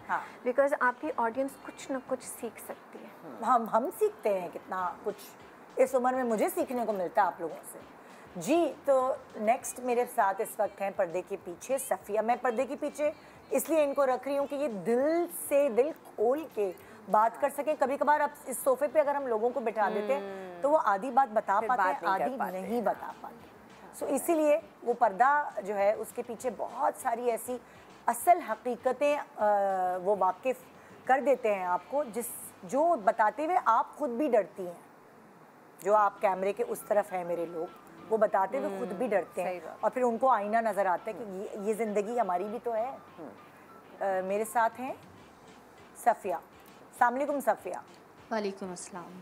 जी सफ़िया, क्या आप कहना चाहेंगे? मैं भी अपनी शादीशुदा ज़िंदगी के बारे में आपको बताना चाहती हूँ कि 18 साल हो चुके हैं मेरी शादी को, और मेरे हस्बैंड वैसे बहुत अच्छे हैं, हर मामले में बहुत अच्छे हैं। मतलब बहुत रिस्पेक्ट करते हैं, मोहब्बत करते हैं, केयर करते हैं। लेकिन कुछ आदतें और कुछ चीज़ें उनमें ऐसी हैं जो मुझसे बिल्कुल भी बर्दाश्त नहीं होती। मतलब मैं आपको बताती हूँ, जिस तरह कभी ऐसा होता है कि हम लोग जब बाहर निकलते हैं, जैसे मैं बाइक पर उनके साथ बैठी हूँ, 18 साल का अरसा गुजर गया, इतना भरोसा होना चाहिए अपनी बीवी पर, और कि मतलब हम कहीं जा रहे हैं तो उन्हें शक नहीं करना चाहिए। शक भी नहीं कहूँगी, शक भी नहीं करते, लेकिन पता नहीं कौन सी अजीब सी उनकी एक आदत है। जब मैं उनके साथ बाइक पर बैठती हूँ तो वो मुझे कहते हैं कि मेरे सीधे कंधे की तरफ जो है ना अपना सर यहाँ रखा करो, ठीक है। उमूमन ख़वातीन जब बैठती हैं तो उनका मुंह दूसरी तरफ होता है और जेंट्स का जो चेहरा होता है वो सामने होता है। तो बराबर में से अगर कोई बाइक गुजरी और अगर मेरा चेहरा वहाँ पर हुआ तो फ़ौरन मुझे सुनाना शुरू कर देते हैं कि कहाँ देख रही हो, किसे देख रही हो। वैसे शक नहीं करते, कहते हैं ये शक नहीं है, ये मेरी मोहब्बत है। मतलब ये कौन सी मोहब्बत है। और फिर अक्सर ऐसा होता है गाड़ी में भी, जैसे अगर हम कहीं शादी में जा रहे हैं, मैं बहुत ज़्यादा तैयार हुई हूँ और मैं फ्रंट सीट पर बैठी हूँ, तो ये मुसलसल मुझे ना नोटिस करते रहते हैं कि मेरी बीवी का चेहरा किस तरफ है। मतलब अगर फ़र्ज़ करें मैं सामने खिड़की में से मतलब झाँक कर देख भी रही हूँ तो क्या ज़रूरी है कि मैं किसी और को देख रही हूँ। मैं अपने ख़्यालों में होती हूँ, बच्चों की बातें होती हैं, बहुत सारे जहन में सवालात होते हैं, तो मैं अपने ख़्यालों में, मुझे बाखुदा पता भी नहीं होता और मुझे कहते हैं क्या देख रही थी तुम, तुम्हारा जानने वाला गुजरा था वहाँ से। मतलब इतनी बुरी तरह मिर्चें लगाते हैं कि मतलब मुझे रोना आ जाता है, मेरा मूड भी ख़राब हो जाता है, दिल ही नहीं चाहता कि इनके साथ कहीं भी जाऊँ। आप इतना प्यार करते हैं, इतनी मोहब्बत करते हैं, इतनी इज्जत देते हैं, लेकिन जब इस तरह की बातें करते हैं तो फिर मेरा दिल बिल्कुल ख़राब हो जाता है इनसे। अभी पिछले हफ्ते की बात है, मैं NIC रिन्यू करवाने के लिए इनके साथ गई। वहाँ पर एक लंबी कतार होती है, मर्दों की अलग होती है, ख़वातीन की अलग होती है। तो मैं वहाँ खड़ी, वहाँ पे हमने 4 घंटे गुजारे। अब 4 घंटे में क्या ऐसा नहीं होगा कि मैं एक मरतबा भी अपने शौहर को देखूँ कि वह कहाँ आदमियों में खड़े हैं। बस मैंने उनकी तरफ देखा है तो मैसेज पे मैसेज करें, अपना मुँह उधर करो, अपना मुँह उधर करो। मतलब ये क्या है भाई। मैं बेजार आ गई हूँ, बेजार। मतलब मुझे इस बात का कोई हल भी नहीं निकलता। मैं जब उनसे कहती हूँ कि आप इतने क्यों, मतलब इतने हसास क्यों हैं, बीवी हूँ आपकी, 18 साल आपके साथ गुजारे, आप मुझ पर भरोसा भी करते हैं, लेकिन आप इस तरह की हरकतें करते हैं तो वो अपनी बस कहते हैं मुझे तुमसे बेइंतहा मोहब्बत है। मतलब ये कौन सी मोहब्बत है। एक ज़माने में ये बात बहुत कही जाती थी कि जिनकी नज़र खुद बुरी होती है ना, वो अपनी बीवियों पे बहुत कड़ी नज़र रखते हैं। ये होती थी बात।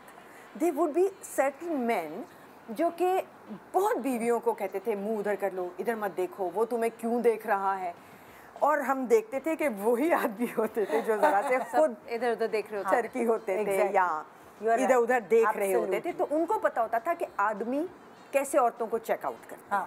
सो उनको इस probably not, I'm just saying, हो सकता है इन साहब को पता है कि लोग मेरी बीवी को किस नज़र से देख सकते हैं, जैसे मैं देखता हूँ दूसरों की बीवियों को, है ना।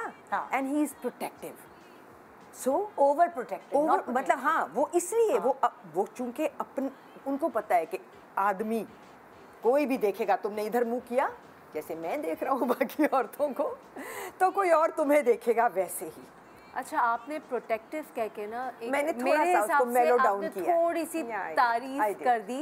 मैं इसको बीमारी कहती हूँ। जो ये शक है ना, ये मेरे हिसाब से एक बीमारी है जो कि बहुत बहुत मुश्किल हो जाता है औरत के लिए डील करना। एक शक्की आदमी हो ना, आप फिर उसके लिए कुछ भी आप कब तक, ये तो वही वाली बात होगी ना जिसे आप देखते हैं कि घोड़ों को जो है वो लगा देते हैं, ब्लाइंडर्स लगा देते हैं कि ना इधर देखो ना उधर देखो, बस सीधे देख के चलो। ये लिटरली ऐसे मर्द ये एक्सपेक्ट करते हैं अपनी बीवियों से कि आप ना इधर देखो ना इधर देखो, सीधे देख के चलो, कोई सामने आ जाए तो नीचे देख लो या फिर इधर उधर ऊपर देख लो।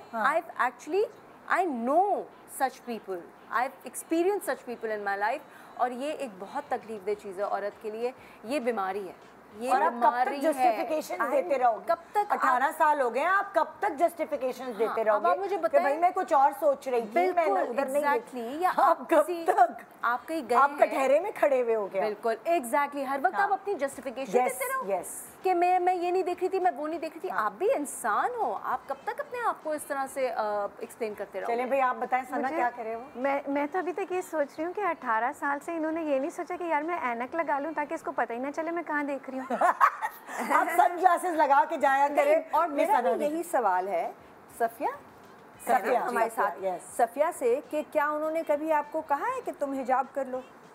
नहीं, मैं शादी से पहले हिजाब करती थी, लेकिन उन्होंने हटवा दिया था। उन्होंने कहा हमारे खानदान में कोई हिजाब नहीं करता। तो अच्छा, इसी बात पर मैं हैरान थी कि पहले आप इतने ज़्यादा ब्रॉड माइंड थे और अब आपका दिमाग जो है वो बिल्कुल चेंज हो गया है।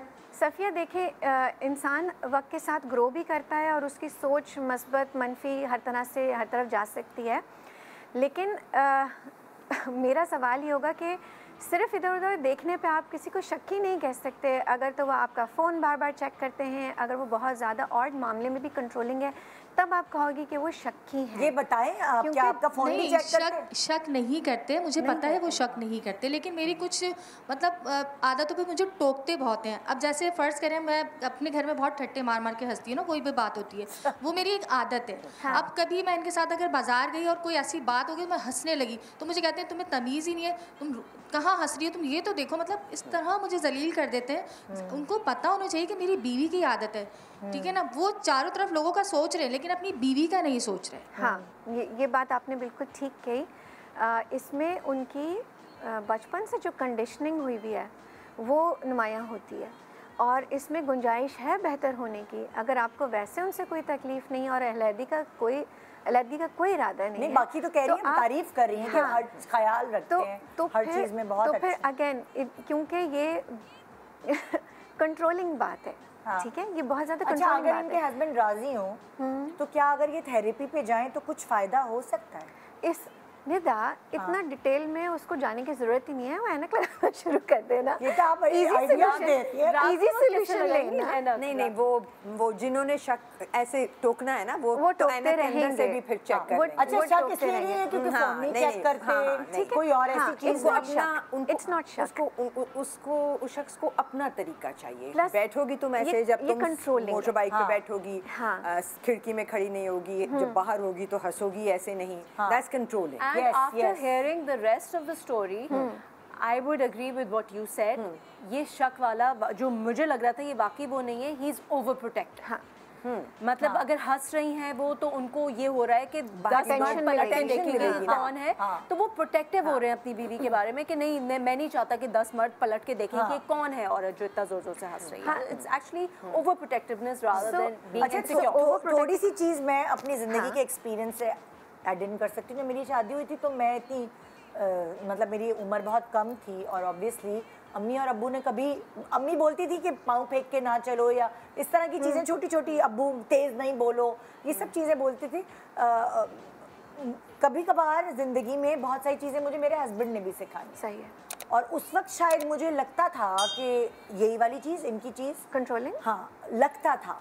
लेकिन जब मैं मैच्योर हुई इसी रिलेशन के बीच में, तो मुझे लगता था कि वो गलत नहीं समझाता था। बहुत सारी ऐसी चीज़ें जिससे मैं डिटेल में नहीं जाना चाहती। बहुत खूबसूरत बात की आपने। हाँ। देखें, हमें हमारा जो लाइफ पार्टनर होता है, अब चाहे हस्बैंड हो वाइफ के लिए या वाइफ हो हस्बैंड के लिए, हमें उनको अलाउ करना होता है कि ये हमें कुछ ना कुछ सिखा सकें। ये तभी पॉसिबल है जब हम उनको एक्चुअली लुकअप करते हो, हम उनको एडोर करते हैं, एडमायर करते हैं उनकी खुसूसियात को। जब आप किसी चीज़ को एडमायर करें, आप साथ में स्लिप इन कर सकते हैं कि देखो मुझे तुम्हारी ये बात बड़ी अच्छी लगती है, हाँ अगर तुम इस चीज़ को भी थोड़ा सा बेहतर कर लो तो मुझे मेरे नज़दीक तुम्हारी इज्जत और बढ़ जाएगी। जैसे मजमे में खड़े होके मुझे इस चीज़ पे ना टोको, मैं कोशिश करूँगी कि मैं ये ना करूँ क्योंकि तुम्हें अच्छा नहीं लगता। लेकिन बेहतर क्या होगा कि आप एडमायर, अपने हस्बैंड की जो चीज़ एडमायर करते हैं उसको बताएं, डेली बेसिस पे बताएं बेशक, because it brings you closure.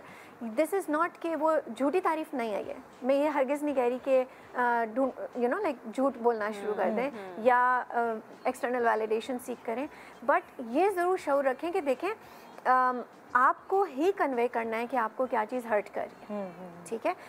और मजमे में हो जाना, बाज़ार में अगर उसने हंसने के ऊपर बोला है, आप उसी वक्त कह सकते हो हाँ आई अंडरस्टैंड, आई रियलाइज। क्योंकि देखिए बहुत सारी जिंदगी में हमारी आदतें होती हैं और अच्छी बुरी आदतें, मैं भी ऊंचा हंसती हूँ, ठीक है, मैं भी ऊंचा वो होती हैं, और जो आहिस्ता आहिस्ता वक्त के साथ साथ हम उसको चेंज करते हैं। ऐसा नहीं होता कि जैसे हम कोई ना कोई आपकी जिंदगी में होता है जो सिखाता है। अब जैसे मैं भी अपनी बेटी को ये बोलती हूँ कि if you sitting in a restaurant, जोर से नहीं बात करनी या इतना चीख मार के नहीं हंसना, ये अच्छा नहीं लगता। जैसे हम कॉलेज यूनिवर्सिटी में हम जिस तरह बैठते थे, मतलब तो मेरी अम्मी समझाती थी कि ऐसे बैठो, इस तरह नहीं बैठती लड़कियां या कुछ, वो हमारी बेहतरी के लिए बताती थी ना। जब वो उन्होंने हमें कुछ चीज़ें सिखाई हैं।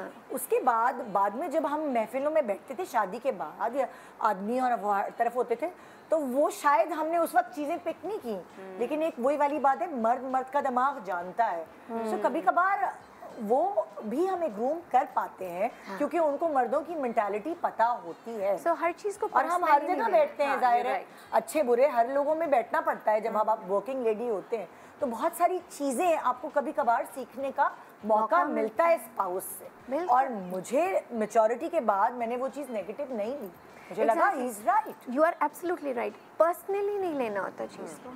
आप उसको देखो कि ये मेरे ऊपर अटैक नहीं कर रहा, ये एक मेरे सर्टन बिहेवियर को पॉइंट आउट कर रहा है। क्या मैं उस बिहेवियर को बेहतर कर सकती हूँ? अगर मैं बेहतर करूँगी तो क्या कुछ सुकून आएगा ज़िंदगी में? बेहतर का मतलब ये नहीं कि आप गलत थे। गुड बेटर बेस्ट होता है, बैड बेटर बेस्ट नहीं होता। सो आप गलत नहीं हो या आपने बुरा नहीं किया है, आपका जो मौजूदा बिहेवियर है, एक्शंस हैं जो आप ले रहे हो, आप वहाँ से कैसे अपने आप को बेहतर करो। और वैसे भी ये मगर एक चीज़ जो हम में लैकिंग है एज अ नेशन, मतलब वो ये है कम्युनिकेशन। यस, मियाँ बीवी में तो ख़ास तौर पे मतलब हम अपने भाइयों से बहुत सारी बातें इन स्ट्राइड कर लेते हैं, बहस भी कर लेते हैं, लड़ाइयाँ भी कर लेते हैं, बट मियाँ बीवी somehow I think हमें सिखाया ही नहीं गया, नहीं सिखाया जाता ना लड़कियों को ना आदमियों लड़कों को। सो मेरा ख्याल है कि एक चीज़ जो एक्चुअली सफ़िया कर सकती हैं। आपके बच्चे हैं सफ़िया? जी मेरे 3 बच्चे हैं। कितनी क्या एजेस हैं उनकी? सबसे बड़ी बेटी जो है वो 17 साल की है, बेटा 15 साल का है और छोटी बेटी 13 इयर्स की। So you have 3 human beings that you are making. ठीक है, अभी तो खैर काफ़ी हद तक बन चुके हैं, लेकिन फिर भी आप वो 3 इंसान बना रही हो जिनकी जिम्मेदारी टोटली आप पे है, मोर और लेस। बाहर जहाँ वो जाते हैं सोसाइटी पे भी है, बाकी भी, लेकिन ज़्यादातर आप पे है। आपने अब ये करना है कि उन तीनों को ये वाली चीज़ें बतानी हैं कि नहीं करनी। अगर ऐसी कोई चीज़ है अपने बेटे को बताना है कि तुम्हें अपनी बीवी की गलत लगे कि वो ऐसे मुंह करके बैठ रही है, और तो तुमने उसको एक्सप्लेन करना है कि क्या तुम्हारे अब्बा मेरे साथ ये करते हैं कि वो कह देते हैं कि मैं तुमसे बहुत मोहब्बत करता हूँ, बट मुझे समझ नहीं आती कि मोहब्बत का मेरे किसी और तरफ देखने से क्या ताल्लुक है। वही वाली बात है कि उनका कहने का तरीका आपको पसंद नहीं है। अगर वो लॉजिक्स देके आपको बताएंगे तो शायद आपको इतनी बात बुरी ना लगे। और जो मेरी जिंदगी में मेरे हस्बैंड ने मुझे लॉजिक्स देके जब समझाया तो मुझे समझ आई जो भी जिंदगी में कोई ऐसी बात। मोहब्बत के लफ्ज़ को ना ये नहीं बनाना चाहिए, अम्ब्रेला नहीं बनाना चाहिए कि जी ये मोहब्बत है। प्लीज कंट्रोलिंग को कंट्रोलिंग कहें, you know. So what I am saying is कि पिछली काफ़ी सारी जनरेशन के लड़के जैसे बन गए जो कि गलत थे, सही नहीं बने। अब मेरी ये रिक्वेस्ट है जेन माओ से अपने समेत, नहीं माओ से, जेन जी तो बेचारी अभी बन रही है ना, और उनके अपने कंट्रोल में नहीं है। मेरी माओ से रिक्वेस्ट है कि जो और बिल्कुल बहुत सैनिटी के साथ सोच के, ऐसे नहीं कि बच्चों को फिर वही कहना है कि देखो तुम्हारे अब्बू मेरे साथ ये करते हैं, ये ना करना, और कोई गलत चीज़ अपने बेटे को बता दें कि पिछली जनरेशन की माओ ने यही कहा कि देखो ये तो मैं तो सारी ज़िंदगी इस घर में फलाने की तरह रही, अब तुम जब कमाओगे तुमने मेरा ख्याल रखना है। नो, तुम जब कमाओगे तुमने अपनी, आप बुरी तरह से रही इस घर में, बेटे को ये सिखाएं, बहू से क्यों ले रही हैं? आप बेटे को ये सिखाएं कि उसे अपने बाप जैसा नहीं बनना, जहाँ जहाँ बाप गलत है सही, और जहाँ बाप सही है, ये वाली बातें तुम्हारे बाप की बेहतरीन है, प्लीज ये रखना। और ये मत रखना क्योंकि मैं तकलीफ में हूँ, मैं नहीं चाहती कि बहुत लड़कियां तकलीफ में रहें। So that is what we need to tell our younger generation boys. लड़कियों को भी बताने की जरूरत है कि अगर ये पैमाना नहीं है मोहब्बत का, कि मियाँ को कहो कि मुझे एक्सप्लेन करें ये बात। क्या वजह है? सवाल खिड़की में खड़ी होती हूँ तो बाहर तो कोई भी हो सकता है, आप मुझे बताएं क्या है। जब मैं आपके साथ बाहर जाऊँ, क्या मैं उस वक्त हिजाब कर लूँ तो आप ओके रहोगे? अगर नहीं तो फिर क्यों आप मुझे देखना चाहते हो शीशे में कि मैं नजर आती रहूं आपको, because you want to be proud, आपको मोहब्बत है मुझसे, you want to be, you want to show the world कि मेरे पीछे जो खातून बैठी हैं, मेरी बीवी, वो देखो कितनी प्यारी है। बट फिर आप ये भी कह रहे हो कि मैं इधर भी ना मुंह करूं कि मैं ना कहीं किसी को देख लूं।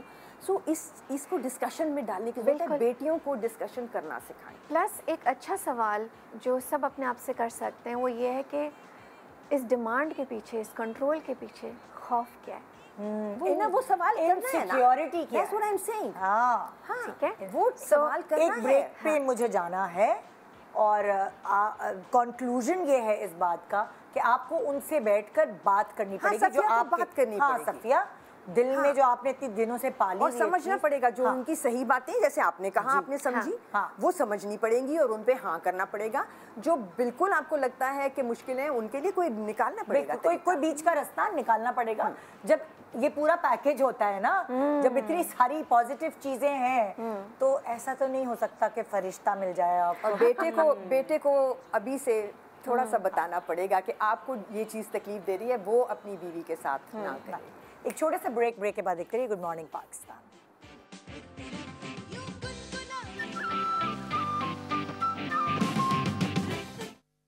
Welcome back, good morning Pakistan. So आज बात हो रही है अपने इर्द गिर्द वालों की, जिनसे आपके ऐसे ताल्लुकात हैं जिनके बगैर आप रह भी नहीं सकते और उनको छोड़ भी नहीं सकते। दो अलग अलग बातें हैं ये। मगर अगर आपने किसी के अंदर कोई चेंजेस लेकर आनी है तो उसके तरीक़े कार होते हैं, और कभी कभार आपके इर्द गिर्द के जो लोग हैं जब उनके अंदर चेंजेस आती हैं तो ज़िंदगी और ख़ूबसूरत बन जाती है। मगर अगर आपने उनको मोल्ड करना है अपने साथ साथ, तो किस तरह करें? चाहे वो आपकी औलाद हो, आपके इन लॉज हों, आपके पेरेंट्स हों, आपका स्पाउस हो, या कोई भी आपका दोस्त ऐसा जो आपके लिए ज़िंदगी में ज़रूरी है, मगर उसको अगर आपने ग्रूम करना है, आपको थोड़ी सी उसके अंदर तसी करनी है, तसी कहते हैं ना, तो चेंजेस लेकर आनी है, तो उसको तरीक़ेकार क्या होना चाहिए चेंज करने का? आज हम इस बात के ऊपर गुफ्तगू करें। जी हमारे साथ नेक्स्ट कौन है? इरम है हमारे साथ। जी इरम, अस्सलाम वालेकुम। जी वालेकुम अस्सलाम। मेरी शादी को जो है 3 इयर्स हो गए हैं और मेरा जो एक बेटा है 1 साल का है ना। अच्छा, मेरी प्रॉब्लम ये है, अब मुझे समझ में नहीं आता, पता नहीं मेरी प्रॉब्लम है या मेरी सास की प्रॉब्लम है। तो वो ये है कि असल में मैं थोड़ी सी, जाहिर सी बात है, शादी के टाइम पर जो थी दुबली पतली थी। अब ये है कि बेटा हुआ है, बेबी के बाद जो है, और शादी के बाद थोड़ा सा वेट गेन किया है मैंने। तो बस वो उनको यही प्रॉब्लम रहती है कि तो मोटी हो रही हो। खाने पीने पे वो मुझे इस कदर टोकती हैं कि लिटरली, जी सास मेरी ना, अब वो खाने पीने पर मुझे इस कदर टोकती हैं कि मतलब नहीं खाया करो, अपने वज़न का ख्याल रखो और इस तरह ना। तो मुझे अब बस अपने ही घर में खाते पीते मतलब मुझे डर लगने लगा है लिटरली ना। हालांकि मेरे हस्बैंड अच्छे हैं, वो मुझे कहते हैं कि नहीं, अगर थोड़ा सा वेट भी गेन किया है तुम तो मुझे और प्यारी लगने लगी हो, इस तरह। लेकिन ये है कि सास का बस समझ में ही नहीं आता जैसे होता है, तो वो हर वक्त मुझे सिर्फ खाने पीने पर टोक रही होती हैं कि मत खाओ, वज़न बढ़ रहा है तुम्हारा, बड़ी लगने लगोगी, इस तरह ना। और ये होता है कि मतलब जैसे कभी क्रेविंग होती है लेट नाइट, कभी हस्बैंड के साथ आइसक्रीम खाने चले गए, या फिर लेट नाइट जो होता है हमने मंगवा लिया, कुछ ऑर्डर कर दिया, तो ये है कि बस वो कभी देख लें, जैसे डस्टबिन वगैरह में बॉक्स वगैरह देख लिया, तो बस सुबह तो मेरी शामत है कि बस तुम्हें तो सिर्फ खाने पीने का इतना शौक़ है, तुम अपना ख्याल नहीं रखती हो। और अब तो ये होने लगा कि मेरे हस्बैंड को भी कभी वो होता है तो हस्बैंड भी कहते हैं कि यार वो मैं क्या करूँ, तुम एक कान से सुनो और एक कान से निकाल दो ना, बस अब टेंशन मत लिया करो। ये होता है, रात में भी कभी कोई चीज़ मंगवाई, कुछ किया, तो बस वो कहते हैं कि बस विंडो से है ना, डस्टबिन में नहीं डालो, विंडो से है ना बॉक्स बाहर फेंक दो। वो भी थोड़ा सा डरने लगे। क्या वो बहुत फिट है क्या? नहीं, बस पता नहीं क्यों उनको ऐसा होता है। सास कुछ बहुत फिट है वो। नहीं, वो बहुत बस हालांकि ये है कि मेरा वजन, योगा इंस्ट्रक्टर वगैरह तो नहीं है? नहीं, लेकिन बस पता नहीं क्यों उनको ऐसा लगता है कि बस कि नहीं वेट गेन कर रही हो और इस तरह ना। हालांकि मेरा इतना ज़्यादा वेट नहीं बढ़ा है, लेकिन जितना वो मुझे इतना ज़्यादा ऐसा लगता है कि हाइप क्रिएट कर रही हैं वो। और जब मैं अम्मी के घर जाती हूँ तो अम्मी तो बस बेटा पेट भर के खाओ, और वो ऐसा वाकई में इतने अरसे बाद जब जाओ अम्मी के घर और फिर वहाँ पर खाना खाओ तो मुझे ऐसा लगता है सुकून से मैंने खाना खाया है।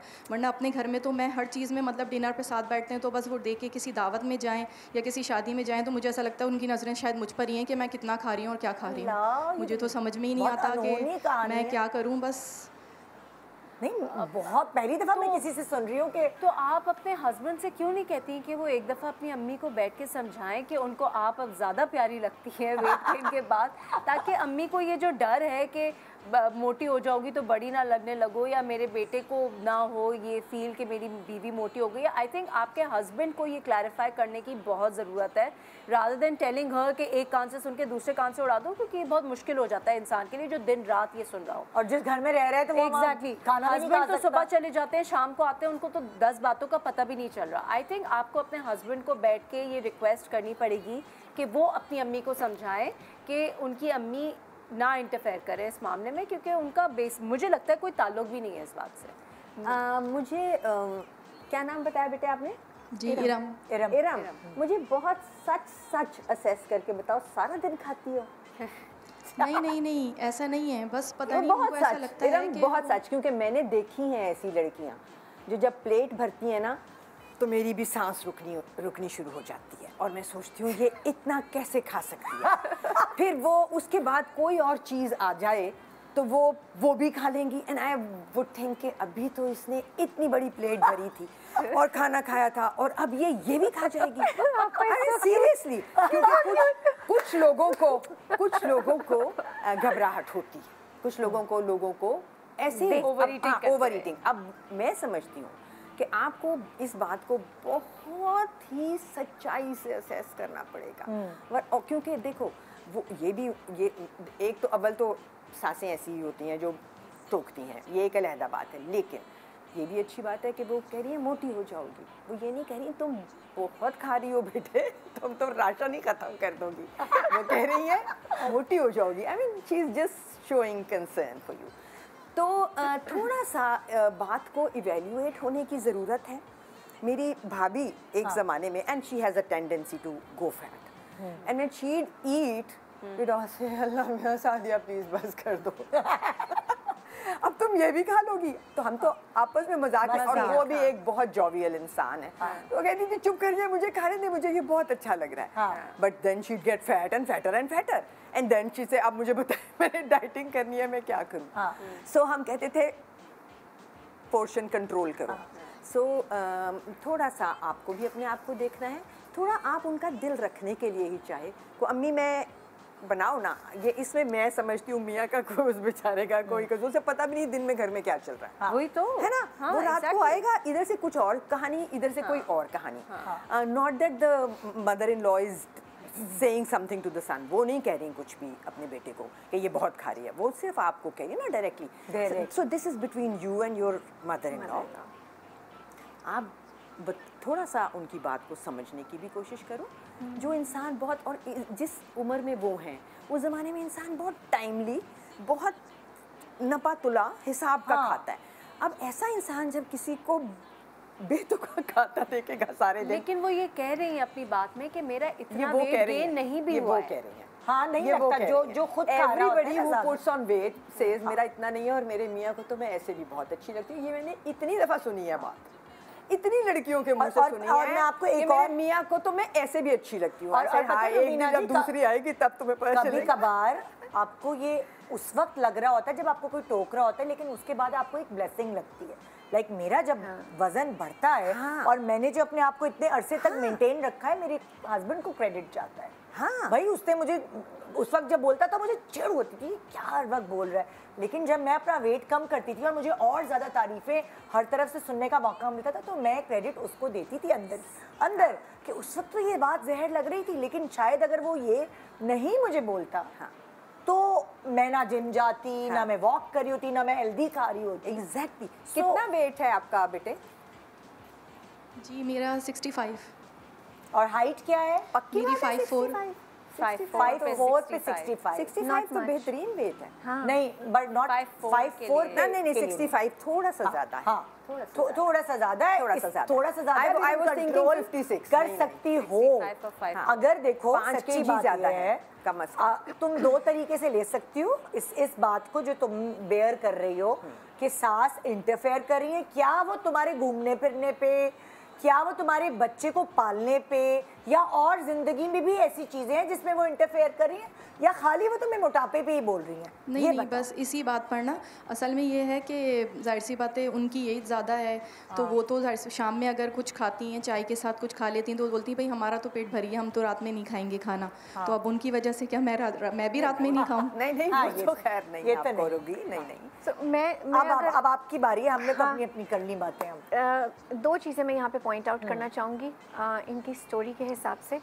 एक चीज़ ये कि बच्चा पैदा होने के बाद अगर औरत ने वज़न बढ़ा लिया है, किसी का मुंह नहीं पड़ना चाहिए उसको ये बोलने का कि तुम मोटी हो गई हो, क्योंकि ये बॉडी शेमिंग में आ जाता है। ठीक है, सो बॉडी शेमिंग को तो मैं डिस्करेज करती हूँ, क्योंकि उसकी इंटेंशन पीछे आपको शेम करने की होती है, कंसर्न नहीं होता।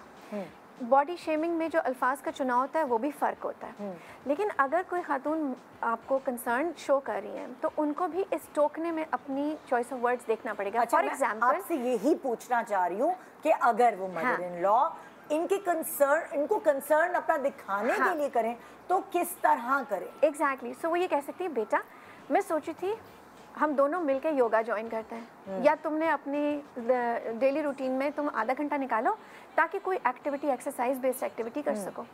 This will show more concern. ये ज़्यादा कंसर्न वाली बात है, ये उसकी फिजिकल हेल्थ को बेहतर करने की बात है। वज़न का ताल्लुक, वज़न is not the only thing जिसका ताल्लुक हेल्थ से है। वज़न कम होना, ज़्यादा होना फ़र्क नहीं पड़ता अगर आप ओवरऑल हेल्दी हैं तो। आपकी हाइट के हिसाब से आपकी वज़न की एवरेज होती है। ज़रूरी नहीं है कि आपकी बॉडी मेटाबोलाइज करे उतने फूड को।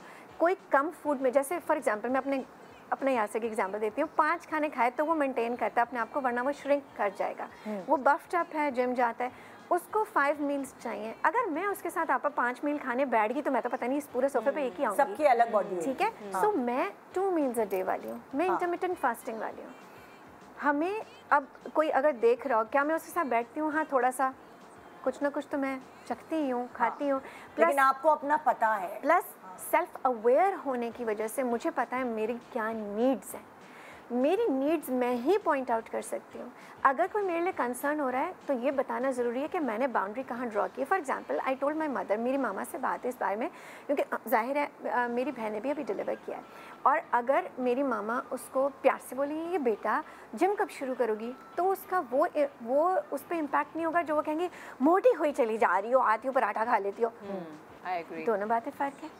देखो, हम सास को नहीं समझा सकते। अब ये मैंने बेटी के लिए कहा, तो सास अपनी बेटी के साथ कैसे बात कर रही है और बहू के साथ कैसे बात कर रही है, वो भी फर्क हो जाता है। हमारे पास सिर्फ सना है, क्या नाम है इनका? इरम है, और हमें इरम को बताना है कि इरम ने क्या करना है। So we can't. The sas is not going to take her to yoga. The sas is not going to. लेकिन to live quiet with a mother-in-law who's literally counting your every bite can be very difficult. So my point is, so husband I think needs to intervene and say कि अम्मी she will manage. Sharmin, मुझे ऐसा लगता है माँ और बेटे में रिफ्ट आ जाएगा। माँ और बेटे में रिफ्ट नहीं। मेरा ख्याल है कि सिर्फ इसको बैठ के बात करनी है बच्ची को अपनी सास से कि अम्मी आपको बहुत बुरा लगता है जब मैं खाती हूँ, मुझे बहुत भूख लगती है अम्मी। सो आप ये देखें कि फिर मैं, अगर आपको लगता है मैं मोटी हो जाऊंगी। और दूसरी बात इस वक्त ये वो बात है जो हमने पिछली दफा भी की थी कि हमें आपस में कम्युनिकेट करना सीखना पड़ेगा हर रिलेशनशिप में। ठीक है, आप एक मदर इन लॉ को अगर अपनी माँ की जगह रख लो और फिर सोचो कि माँ ये कहती, हो सकता है आपको तब भी बुरा लगता, ठीक है आप ऐसा बच्चा हो, हर तरह के बच्चे होते हैं, तो आप तब क्या कहती, माँ को क्या कहती, कैसे किस तरह डील करती? ये नई जनरेशन को सीखना है, पुरानी जनरेशन को हम अब सिखा नहीं सकते। उनकी ऑनेस्टी का फ़ायदा उठाना है इस बच्ची ने, इरम ने। सिर्फ ये कि आपको एक बंदा है दुनिया में जो आपके वेट पे चेक रखने को कह रहा है, वरना आपकी अम्मी भी कह रही हैं खूब खाओ, मियाँ भी कह रहा है जैसी मर्जी हो जाओ, I don't care, but eventually you will care, आपको खुद को फ़र्क पड़ेगा। सो सास के साथ मिल के जहाँ जहाँ उनको तकलीफ़ हो रही है आपके बहुत भरी हुई प्लेट से, वहाँ उनको बता दो, समझा दो, हमें बहुत भूख लग रही है, बात करो उनसे। हाँ, जहाँ आपको लगता है कि हाँ, जब बच्चा पैदा होता है तो उस वक्त जब आप बच्चे को नर्स कर रहे होते हैं, उसको फीड करा रहे होते हैं, तो भूख लगती है एग्जैक्टली। आपका मेटाबॉलिज्म चेंज हुआ होता है, आपके हार्मोन्स शिफ्ट हुए होते हैं। आपको वही वाली बात है, आपको उनसे बात करनी पड़ेगी। देखिए, आपने एक घर में रहना है, वही वाली दो बात ही है औरतों कि ने ही रहना है। और उन्होंने आपके मियाँ के कानों में नहीं भरी ये बात, आपको डायरेक्ट की। अगर वो पीछे पीछे आपके मियाँ के कान भरती हैं या जब साथ रह रहे होते हैं तो एक दूसरे के लिए बोल। कितनी दफा शुगर पेशेंट हो जाती हैं सासें, तो आपको उनके सामने से उनको जहर लग रहा होता है, आप उनके सामने से मीठा खींचते हैं, आप नहीं खा सकती, आप खुद खा रहे हैं और आप उनको कह रहे हैं कि आप नहीं खा सकते। आप इसको देखिए, हम बड़ों के साथ करते हैं। कितनी दफा हम करते हैं बुजुर्गों के आगे से, उनको कैसा लगता होगा, आम आए हुए होते हैं, सब खा रहे होते हैं, आप खा रही होती हो, नहीं देते आप उनको, मना करते हैं। आपके मियाँ बोल कर जाते हैं अम्मी को ना देना, या आप करती है सख्ती। फिर आप उस वक्त सोचिए। सो निदा, इनके लिए अगर हम कंक्लूड करें तो हम ये कह सकते हैं, जैसे आपा ने बोला डायरेक्ट कम्युनिकेशन बहुत ज़रूरी है, लेकिन किस तरह से। सो आपको तो अप्रिशिएट करना है। इनिशियली बिगिनिंग में आप अप्रिशिएट करो कि देखिए अम्मी आप बाज़ औक़ात मुझे पॉइंट आउट करती हैं, तो मुझे कभी ये चीज़ चुभ जाती है, कभी ये चीज़ अच्छी भी लगती है। मैं चाहूँगी कि आप यही चीज़ मुझे इस तरह से कह दिया करें, मुझे कम ना गुजरेगी। या अल्फाज अगर वो चेंज नहीं कर सकती तो इंटरप्रेट आप अपने दिमाग से कर सकते हो। आप मीनिंग क्या देना चाह रहे हो, हर दफ़ा आप ये मीनिंग नहीं दे पाओगे कि जी ये मेरी फला चाहती हैं। हर दफ़ा नहीं होता ये। आपको ये ख्याल आएगा यार ये क्यों उंगली कर रही है मुझे, यू नो, ये क्यों टोक रही है मुझे। टोक झोंक नोक झोंक होती है। वैसे तो जो टोकना होता है उसकी नीयत देखनी पड़ती है, बट वो नीयत यहाँ नहीं लिखी होती। सो पूछ लेना बेहतर है। अम्मी आपने मुझे कह रही थी मैं अभी फीड करा रही हूँ, मुझे वो लग रहा है, बट ये बात तहम्मुल से होगी। ये 3 साल का है। अच्छा, दो बच्चे 3 साल तो शादी को हुए। उसने बोला अभी कितना बच्चा छोटा हुआ है बच्चा? जी 1 ईयर का। 1 ईयर शी इज फीडिंग। सो चाहे नर्स कर, चाहे टॉप फीड करा रही हो, चाहे जो भी, अगर वो एक क्योंकि अभी तक वो उस फेज़ में, नर्सिंग फेज़ में, हर रिक्वायरमेंट्स आर डिफरेंट, इनका रिक्वायरमेंट डिफरेंट है। इनकी सास कंपेयर कर सकती है ना अपने आप से, क्योंकि पुरानी सासें कंपेयर करती हैं। हमने तो कर लिया था ऐसे, हमें तो कोई तकलीफ नहीं हुई। Everybody is different, everybody needs different type of care. आपको बताना पड़ेगा आपको कैसी केयर चाहिए। सो आप ये कैसे, but you have to begin with appreciation के आपने ये नोटिस किया, मुझे कोई और नहीं मना करता, मुझे अच्छा लगा आपने मेरी फिक्र की, मुझे अच्छा लगा आपने मेरी फिक्र की, मुझे और अच्छा लगेगा अगर आप मुझे ये भी सजेस्ट कर दें, या मुझे ज़रा सा इसको फ़र्क करके ये भी बोल दिया करें, या रिमाइंड करा दें कि तुमने आज फिजिकल एक्टिविटी कोई नहीं की, रिमाइंड करा दें। सो इस बात का कंक्लूजन ये है, मुझे ब्रेक पे जाना है, कि सास को भी अपना तरीक़ेकार जो बोलने का है उनको थोड़ा चेंज करना पड़ेगा, ताकि अगर वो दिखाना चाहती हैं कि वो इनका ख्याल करती हैं या वो कंसर्न, अगर वो कंसर्न है तो फिर तो अपना तरीक़ेकार चेंज करें। और इनको भी अगर ये बुरा लग रहा है, वही वाली बात शर्मीन, जैसे हमने शो शुरू किया था, बाउंड्री तो आपको उनसे बात करनी पड़ेगी। बात करना बहुत ज़रूरी। जब आपको एक छत के नीचे एक साथ रहना है तो आप इस तरह नहीं हो सकता कि वो जब सो रही होंगी तो आप छुप छुप के खाने खाएंगे। हाँ, और तो छोटे सा ब्रेक, हस्बैंड को बीच में ना डालो भाई, ना डालें। हाँ, नहीं डालना, खुद टैकल करो। आप शर्मीन का ख्याल है कि उसको डाल लेंगे, हस्बैंड को नहीं डालेंगे, कुछ नहीं कर सकेगा। छोटे से ब्रेक के बाद रहिए हमारे साथ। Good morning Pakistan.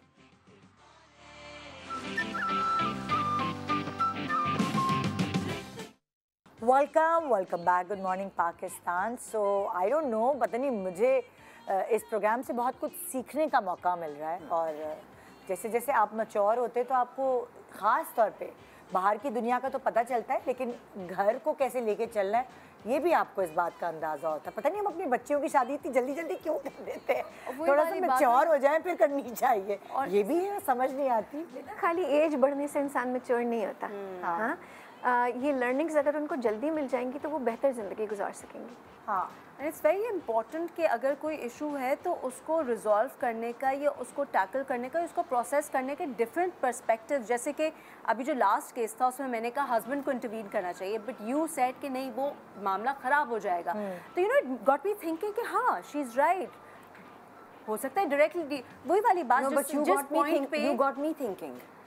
मुझे लगा कि एक लिहाज से आप भी बिल्कुल सही कह रही हो, क्योंकि आपने फिर एक एग्जांपल दे के मुझे कन्विंस किया कि हस्बैंड बीच में आएगा अगर नहीं तो दोनों का रिलेशनशिप खराब होगा। वो खाना अलग खाना शुरू कर देगी और वो ज़्यादा रिलेशनशिप सेंसिटिव है mother in law daughter in law का, ना कि माँ और बेटे का। माँ और बेटे, अगर बेटा कुछ समझा भी देता है माँ को, हो सकता है वो इतना ज़्यादा ना लगे जितना अच्छा बहू और सास का। वो तो खैर ख़त्म हो गया। अच्छा, अगर देखो वही वाली बात ना कि अगर हस्बैंड जो है वो जब माँ को जाके समझाएगा तो एक ड्रिफ्ट पैदा हो जाता है। हाँ, कि मेरे खिलाफ चुगली की मेरे ऐसे है। खिलाफ तो वही ना, इतने इसके इतने अंदर ही अंदर हो जाता व्यू है। पॉइंट्स हैं। समटाइम्स माएँ बेटों की बात फिर भी समझ जाती हैं। हाँ। वही बात अगर बहू कहे तो नहीं, जैसे the example that she gave किसी की, कि जब बेटे ने जाके माँ को कहा कि प्लीज़ इसको बहुत बुरा लगता है, इसके वेट पे बात मत करें, वो कर लेगी, जब उसको करना होगा वो कर लेगी, मैं बता रहा हूँ आपको। इसका मतलब तो माँ समझ गई और उन्होंने वो बात कंट्रोल कर ली। जिंदगी वो सारा गेम टाइमिंग का ही तो है। किस वक्त माँ को किस वक्त माँ से बेटे को बात करनी चाहिए और किस वक्त नहीं और करनी। कैसे, जिस पे हमने सारा शो गेम स्टार्ट किया था। में टाइमिंग का ये हर चीज में। नहीं, टाइमिंग से ज्यादा बात करने का तरीका जिस पे हमने शो स्टार्ट किया था कि बात कैसे की जाए। अच्छा, अब मैं अगले उसकी तरफ जाना चाह रही हूँ कि लास्ट सेगमेंट है और ये हिना जो बात करना चाह रही हैं वो भी बड़ा इम्पोर्टेंट इशू है। जी हिना। अस्सलाम वालेकुम। वालेकुम अस्सलाम। निदा, मैं टीचिंग करती हूँ, तो मेरे साथ मेरी कलीग हैं जो टीचर्स हैं और फ्रेंड हैं, उनमें एक मेरी बहुत अच्छी फ्रेंड है, बहुत मतलब इतनी अच्छी है कि हम बहुत आउटिंग वगैरह और सब करते हैं। वो वैसे बहुत काइंड है, नाइस है, लेकिन उसकी कुछ आदतें ऐसी हैं जो कि बहुत अनबियरेबल हो जाती हैं और मुझे अच्छा नहीं लगता कि जब दूसरे लोग भी उसकी इस बारे में बात करते हैं। एक तो ये जब वो खाना वगैरह कुछ भी खाती, इवन च्युइंगम या बिस्किट भी खाएगी ना, तो बहुत मुंह खोल के चाप चाप चाप चाप इस तरह करके साउंड करके। सेकेंडली वो पैर बहुत घिस के चलती है। और एक चीज़ जो बहुत ज़्यादा इरिटेटिंग है कि उसकी बॉडी स्मेल बहुत करती है। और ये चीज़ जो होती है ना, जो हमारी दूसरी कुलीग फ्रेंड्स वगैरह हैं, वो इवन जो स्टूडेंट्स हैं जो बड़े 9-10 के बच्चे, आपको पता है आजकल बहुत मैच्योर हैं, वो लोग भी इस चीज़ को बहुत ज़्यादा जो है ना मजाक बनाते हैं और मुझे बिल्कुल अच्छा नहीं लगता। इवन मैंने उसको बहुत इन कोड वर्ड्स में समझाने की कोशिश भी की कि ड्यूडेंट्स भी गिफ्ट किए कि शायद वो इस चीज़ को रियलाइज़ कर ले, लेकिन वो इस चीज़ को नहीं रियलाइज़ करती। लेकिन मुझे नहीं अच्छा लगता कि दूसरे लोग भी उसका मजाक बनाते हैं और वो बहुत सेंसिटिव है। अगर मैं उसको कुछ चीज़ डायरेक्ट बोलूँगी या समझाऊँगी ना, वो बहुत जल्दी बुरा मान जाएगी और वो इस चीज़ को नहीं समझ पाएगी कि ये चीज़ दूसरे लोग उसका मजाक बना रहे हैं। तो मुझे ये समझ नहीं आता मैं उसको किस तरह ये बात समझाऊं कि इस चीज़ का भी थोड़ा अपनी मतलब बॉडी का, इन सब चीज़ों का ख्याल करे, कहीं बैठ के खाए तो थोड़ा सा ये ख्याल करे कि उसकी इस तरह की खाने की आदत से दूसरे लोग जो हैं वो इरिटेट हो रहे हैं। और वेरी रिलेटेबल, वेरी रिलेटेबल, क्योंकि आप नहीं बोल सकते कोई अगर चप चप करके खा रहा है जिससे आपको इरिटेशन भी हो रही है, आप कैसे उसको समझाएं? How is this a problem for you? How is this a problem for you? इसलिए कि वो उसकी दोस्त है ना, दूसरे लोग बोलते होंगे इसके लिए, तो शायद उसको मतलब दूसरी कुलीग फ्रेंड्स जो हैं वो उसके साथ बैठना पसंद नहीं करती हैं, मतलब उसको अवॉइड करती हैं और मुझे भी यही कहती हैं कि यार इसके पास से बहुत बदबू आ रही है, थोड़ा अवॉइड करो, दूर होके बैठो। मुझे बैड फील होता है। मेरी बहुत अच्छी दोस्त है, मैं ये चाहती हूँ कि उसकी आदत चेंज हो ताकि आगे भी उसके लिए आसानी रहे, वो इस बात को रियलाइज़ करे। नॉर्मली ना जिनके पास से स्मेल, जिनकी बॉडी ओडर होती है, उनको खुद को नहीं आती है। अक्सर केसेस में हमने ये देखा, अनलेस कोई बहुत ही विजिलेंट हो और उसको पता हो स्मेल्स का, वो इम्यून हो जाता है। हाँ, वो उनकी नाकें जो हैं वो ट्यून हो जाती हैं। और ये इतना ट्रिकी है कि कैसे आप किसी को बताएंगे और कैसे वो ठीक करेगा। एक्चुअली हाइजीन का ताल्लुक ना, बिकॉज बॉडी ओडर का ताल्लुक हाइजीन से और हाइजीन का ताल्लुक आपकी ग्रूमिंग से, आपकी शऊर से, कि आप अपने आप को कितना साफ़ सुथरा रखते हैं, अपनी क्लिनलीनेस का कितना ख्याल रखते हैं, और ये बचपन से इनकलकेट होता है।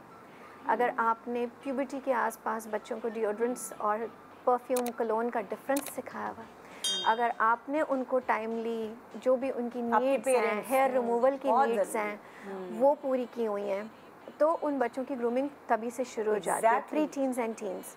ठीक है, अगर ये, और हमारे यहाँ ये बात भी है कि बहुत से पेरेंट्स को ये शऊर नहीं है कि जी डिओड्रेंट कब इस्तेमाल करना है, क्या वो ज़रूरी है भी कि नहीं। शेल्फ पे पड़ा हुआ तो है, बहुत से लोगों के अखराजात ही अलाउ नहीं करते, वसाइल अलाउ नहीं करते कि वो डिओड्रेंट और परफ्यूम में चॉइस कर सकें। क्या पता वो यूज़ ही ना करते हों, बस उनको ये होता हो कि जी एक अच्छा साबुन, खुशबूदार साबुन इस्तेमाल किया और हो गया हमारा काम, या टैल्कम पाउडर लगाया और हो गया हमारा काम। सो ये बहुत बॉडी ओडर का इशू बहुत कॉमन है।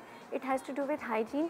ये मैंने इनसे इसलिए पूछा कि आपके लिए क्यों प्रॉब्लम है, क्योंकि ये इनका इशू नहीं है, ये उनका इशू है। ये अपने तई जो कर सकती हैं वो ये कि अपना जो भी स्प्रे ये कैरी करती हैं, अगर तो कैरी करती हैं, तो ये उस वक्त यूज़ जब कर वो ले बैठी ताकि हों, हाँ। एग्जैक्टली ये वो खुद यूज़ कर लें ताकि उनकी बॉडी ओडर इनको तंग ना करे।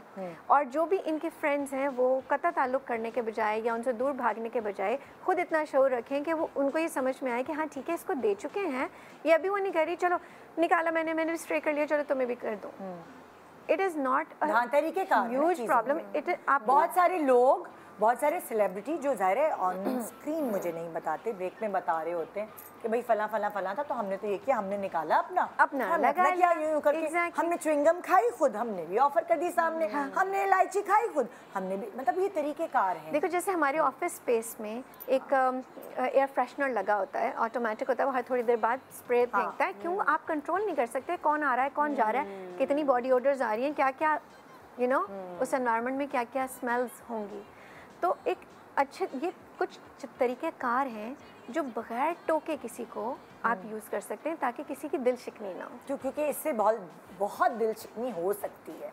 और जब आपका वो दोस्त है और वो बता रही कि सेंसिटिव है कहने का, तो अच्छा भाई आप अपनी बहन भाई बच्चे मियाँ इन लोगों से तो ये बातें कर सकते हैं, अम्मी अब्बू। प्लस आप कर सकते हो कि आपके हैबिट्स क्या हैं। फॉर एग्जांपल यार मैंने फ़लाना डिओड्रेंट ट्राई किया, would you like to try, या मैंने फ़लाना सेंट यूज़ किया, मुझे बड़ा अच्छा लगा। लेकिन वही वाली बात जो कि रुबीना ने कही कि अगर उनको एहसास ही नहीं है इस चीज़ का कि उनका बॉडी ओडर का प्रॉब्लम है, तो अगर दूसरा बैठ के बताएगा भी मैं ये करता हूँ तो उसको तो पता, उसको खुद तो पता ही नहीं कि उसको भी करने की ज़रूरत है, उसे तो लगता है उसे करने की ज़रूरत ही नहीं है। तो इस चीज़ की अवेयरनेस के लिए मतलब I would like to ask you guys कि अगर बहुत क्लोज फ्रेंड है तो प्यार से बैठ के कोई तरीका नहीं है कि कोई डिस्कशन हो सके इस बारे में? शर्मीन हमने क्या किया, so when we hired new help, उस न्यू हेल्प का हम एक पैकेज बना के रखते हैं ना, उसमें उसका toothbrush, toothpaste, everything including a deodorant, including a cologne, वो होता है। क्यों होता है कि जो अब तुम हमारे घर में हो, ये तुम्हारा वेलकम गिफ्ट है। वो जो भी हो हेल्प को आप हिम्मत कर देते हैं कहने की, आप अपने दोस्त को नहीं कर सकते। ये मैं यही पूछ रही हूँ कि सो अगर आप अपनी हेल्प के लिए, अगर आपको शऊर नहीं होगा आप नहीं करोगे ना। अगर आपको महसूस नहीं हो रहा, उसको अंदाज़ा नहीं है उसके बॉडी ऑर्डर का, आपने बॉडी ऑर्डर के हिसाब से मास्क करके आपने इस तरह का वेलकम गिफ्ट बना दिया, it's just a tool, it's just a way that you conveying. And then you can always ask, अच्छा कैसा लगा, खुशबू अच्छी लगी, लगाया करो, अच्छी स्मेल लगी। ऐसा भी हुआ है कि मैंने देखा है कि यही इस तरह से चीज़ें प्रोवाइड की गई, लेकिन क्योंकि उनको भी अवेयरनेस नहीं थी तो शैम्पू यूज़ कर लिया, टूथपेस्ट यूज़ कर लिया, डिओड्रेंट नहीं यूज़ किया, स्मेल आ रही है घर में, तो फिर आपको पूछना पड़ता है बेटा डिओड्रेंट नहीं लगाया, नहीं बेटा डिओड्रेंट लगाना पड़ेगा वरना पसीने से स्मेल आना। एग्जैक्टली, आप एक्सप्लेन कर सकते हैं फायदा क्या है। हम अपनी हेल्प को डायरेक्टली कह देते हैं, मगर कोई अच्छा आपका दोस्त जिसमें और बहुत सारी क्वालिटीज़ हैं और आपके अच्छे बुरे वक्त में वो काम आता है, आप उसको खोना नहीं चाहते, मगर उसमें ये प्रॉब्लम है, हमारी हिम्मत नहीं होती उसको कहने की, और वहाँ हम फंस जाते हैं जैसे ये फंस गई हैं। इनको उनके साथ रहना भी है, लेकिन अगर रहना है और टोकना भी नहीं है, लेकिन वो चाप चाप करके खाती है। निदा अगर रहना है और टोकना भी नहीं है तो सिर्फ उस स्मेल को ब्लॉक करना है ना इन्हें। हाँ, पर्सन को ब्लॉक नहीं करना, अपने पर्स से निकालें। इजी सोल्यूशन यही है। आप बताएं क्या करें? आप बहुत कंफ्यूज लग रहे हैं। हाँ, मैं बहुत कंफ्यूज हुई हूँ। ये बहुत ट्रिकी है ना, ये सबसे ट्रिकी है। तीन चीज़ें हैं जो, और तीनों तकलीफ, बस अब 5 मिनट हमें और खाना खाना भी और वो भी चप्पल घसीट के चलना भी। लेकिन आप देख लो कि सबसे ज़्यादा तकलीफ दे क्या है, बॉडी ओडर, क्योंकि वो तो फिर ऐसी इफेक्ट करती है because it stage in your head the other person. अच्छा, चप्पल वप्पल घसीट के चलना भी बोल सकते हैं। हाँ, भूल सकते हैं। खाना भी हर वक्त आपके सामने कोई नहीं खाता। सो एक चीज़ को फिर पॉइंट आउट करो और कर लो बात और बताओ कि मुझे पोलाइटली साथ भी ये मसला था, तुम्हारी बहुत ज़्यादा स्मेल आती, गर्मी है जाहिर आएगी। सो यू नो, मैंने फिर मुझे किसी ने फिटकरी का बताया, आपको पता है ना कि फिटकरी एक बहुत कमाल अपने ऊपर रख के। हाँ, पता है मैं जब टीनेज में थी तो मुझे ऐसे प्रॉब्लम थी, मैंने चेक कराया तो ये होता था, मैं गोश्त खाती थी बहुत या उस तरह करके। ये छोटे मोटे डायलॉग की जरूरत है, बिल्कुल प्यार से। अब आप ये देखें, पूरे शो में जो हर चीज का कंक्लूजन था वो डायलॉग था, वो कम्युनिकेशन थी, वो गुफ्तगू थी, और उसी से अगर मसाइल हल हो सकते हैं। और गुफ्तगू के में जो चुनाव है लफ्ज़ों का, अल्फाज का, तरीक़ेकार, वो बहुत मैटर करता है। वो डिस्कशन होना चाहिए, वो आर्ग्यूमेंट नहीं होना। यस, बिल्कुल। थैंक यू सो मच आप सब लोगों के ज्ञान का, मुझे लगता है effort. I hope we were able to help, और अगर नहीं तो प्लीज़ जिनको और समझ आ रहा है इसका कोई हल तो हमें बताएं कि क्या करना चाहिए इन कमेंट्स। तो बस यही है कि आप अपने जो रिश्ते हैं वो बड़ी मुश्किलों से बनते हैं, बड़ी दोस्तियाँ मुश्किलों से बनती हैं, तो उनको अगर नहीं खोना तो अपने लफ्ज़ों को, अपने जुमलों को इतने बेहतर बना दें कि वो सारी ज़िंदगी आपके दोस्त पर, हाँ, और बात करें अब दिल अच्छे में ना तरीके से, प्यार से, मोहब्बत से बात करें। खुदा हाफिज़। Good morning Pakistan.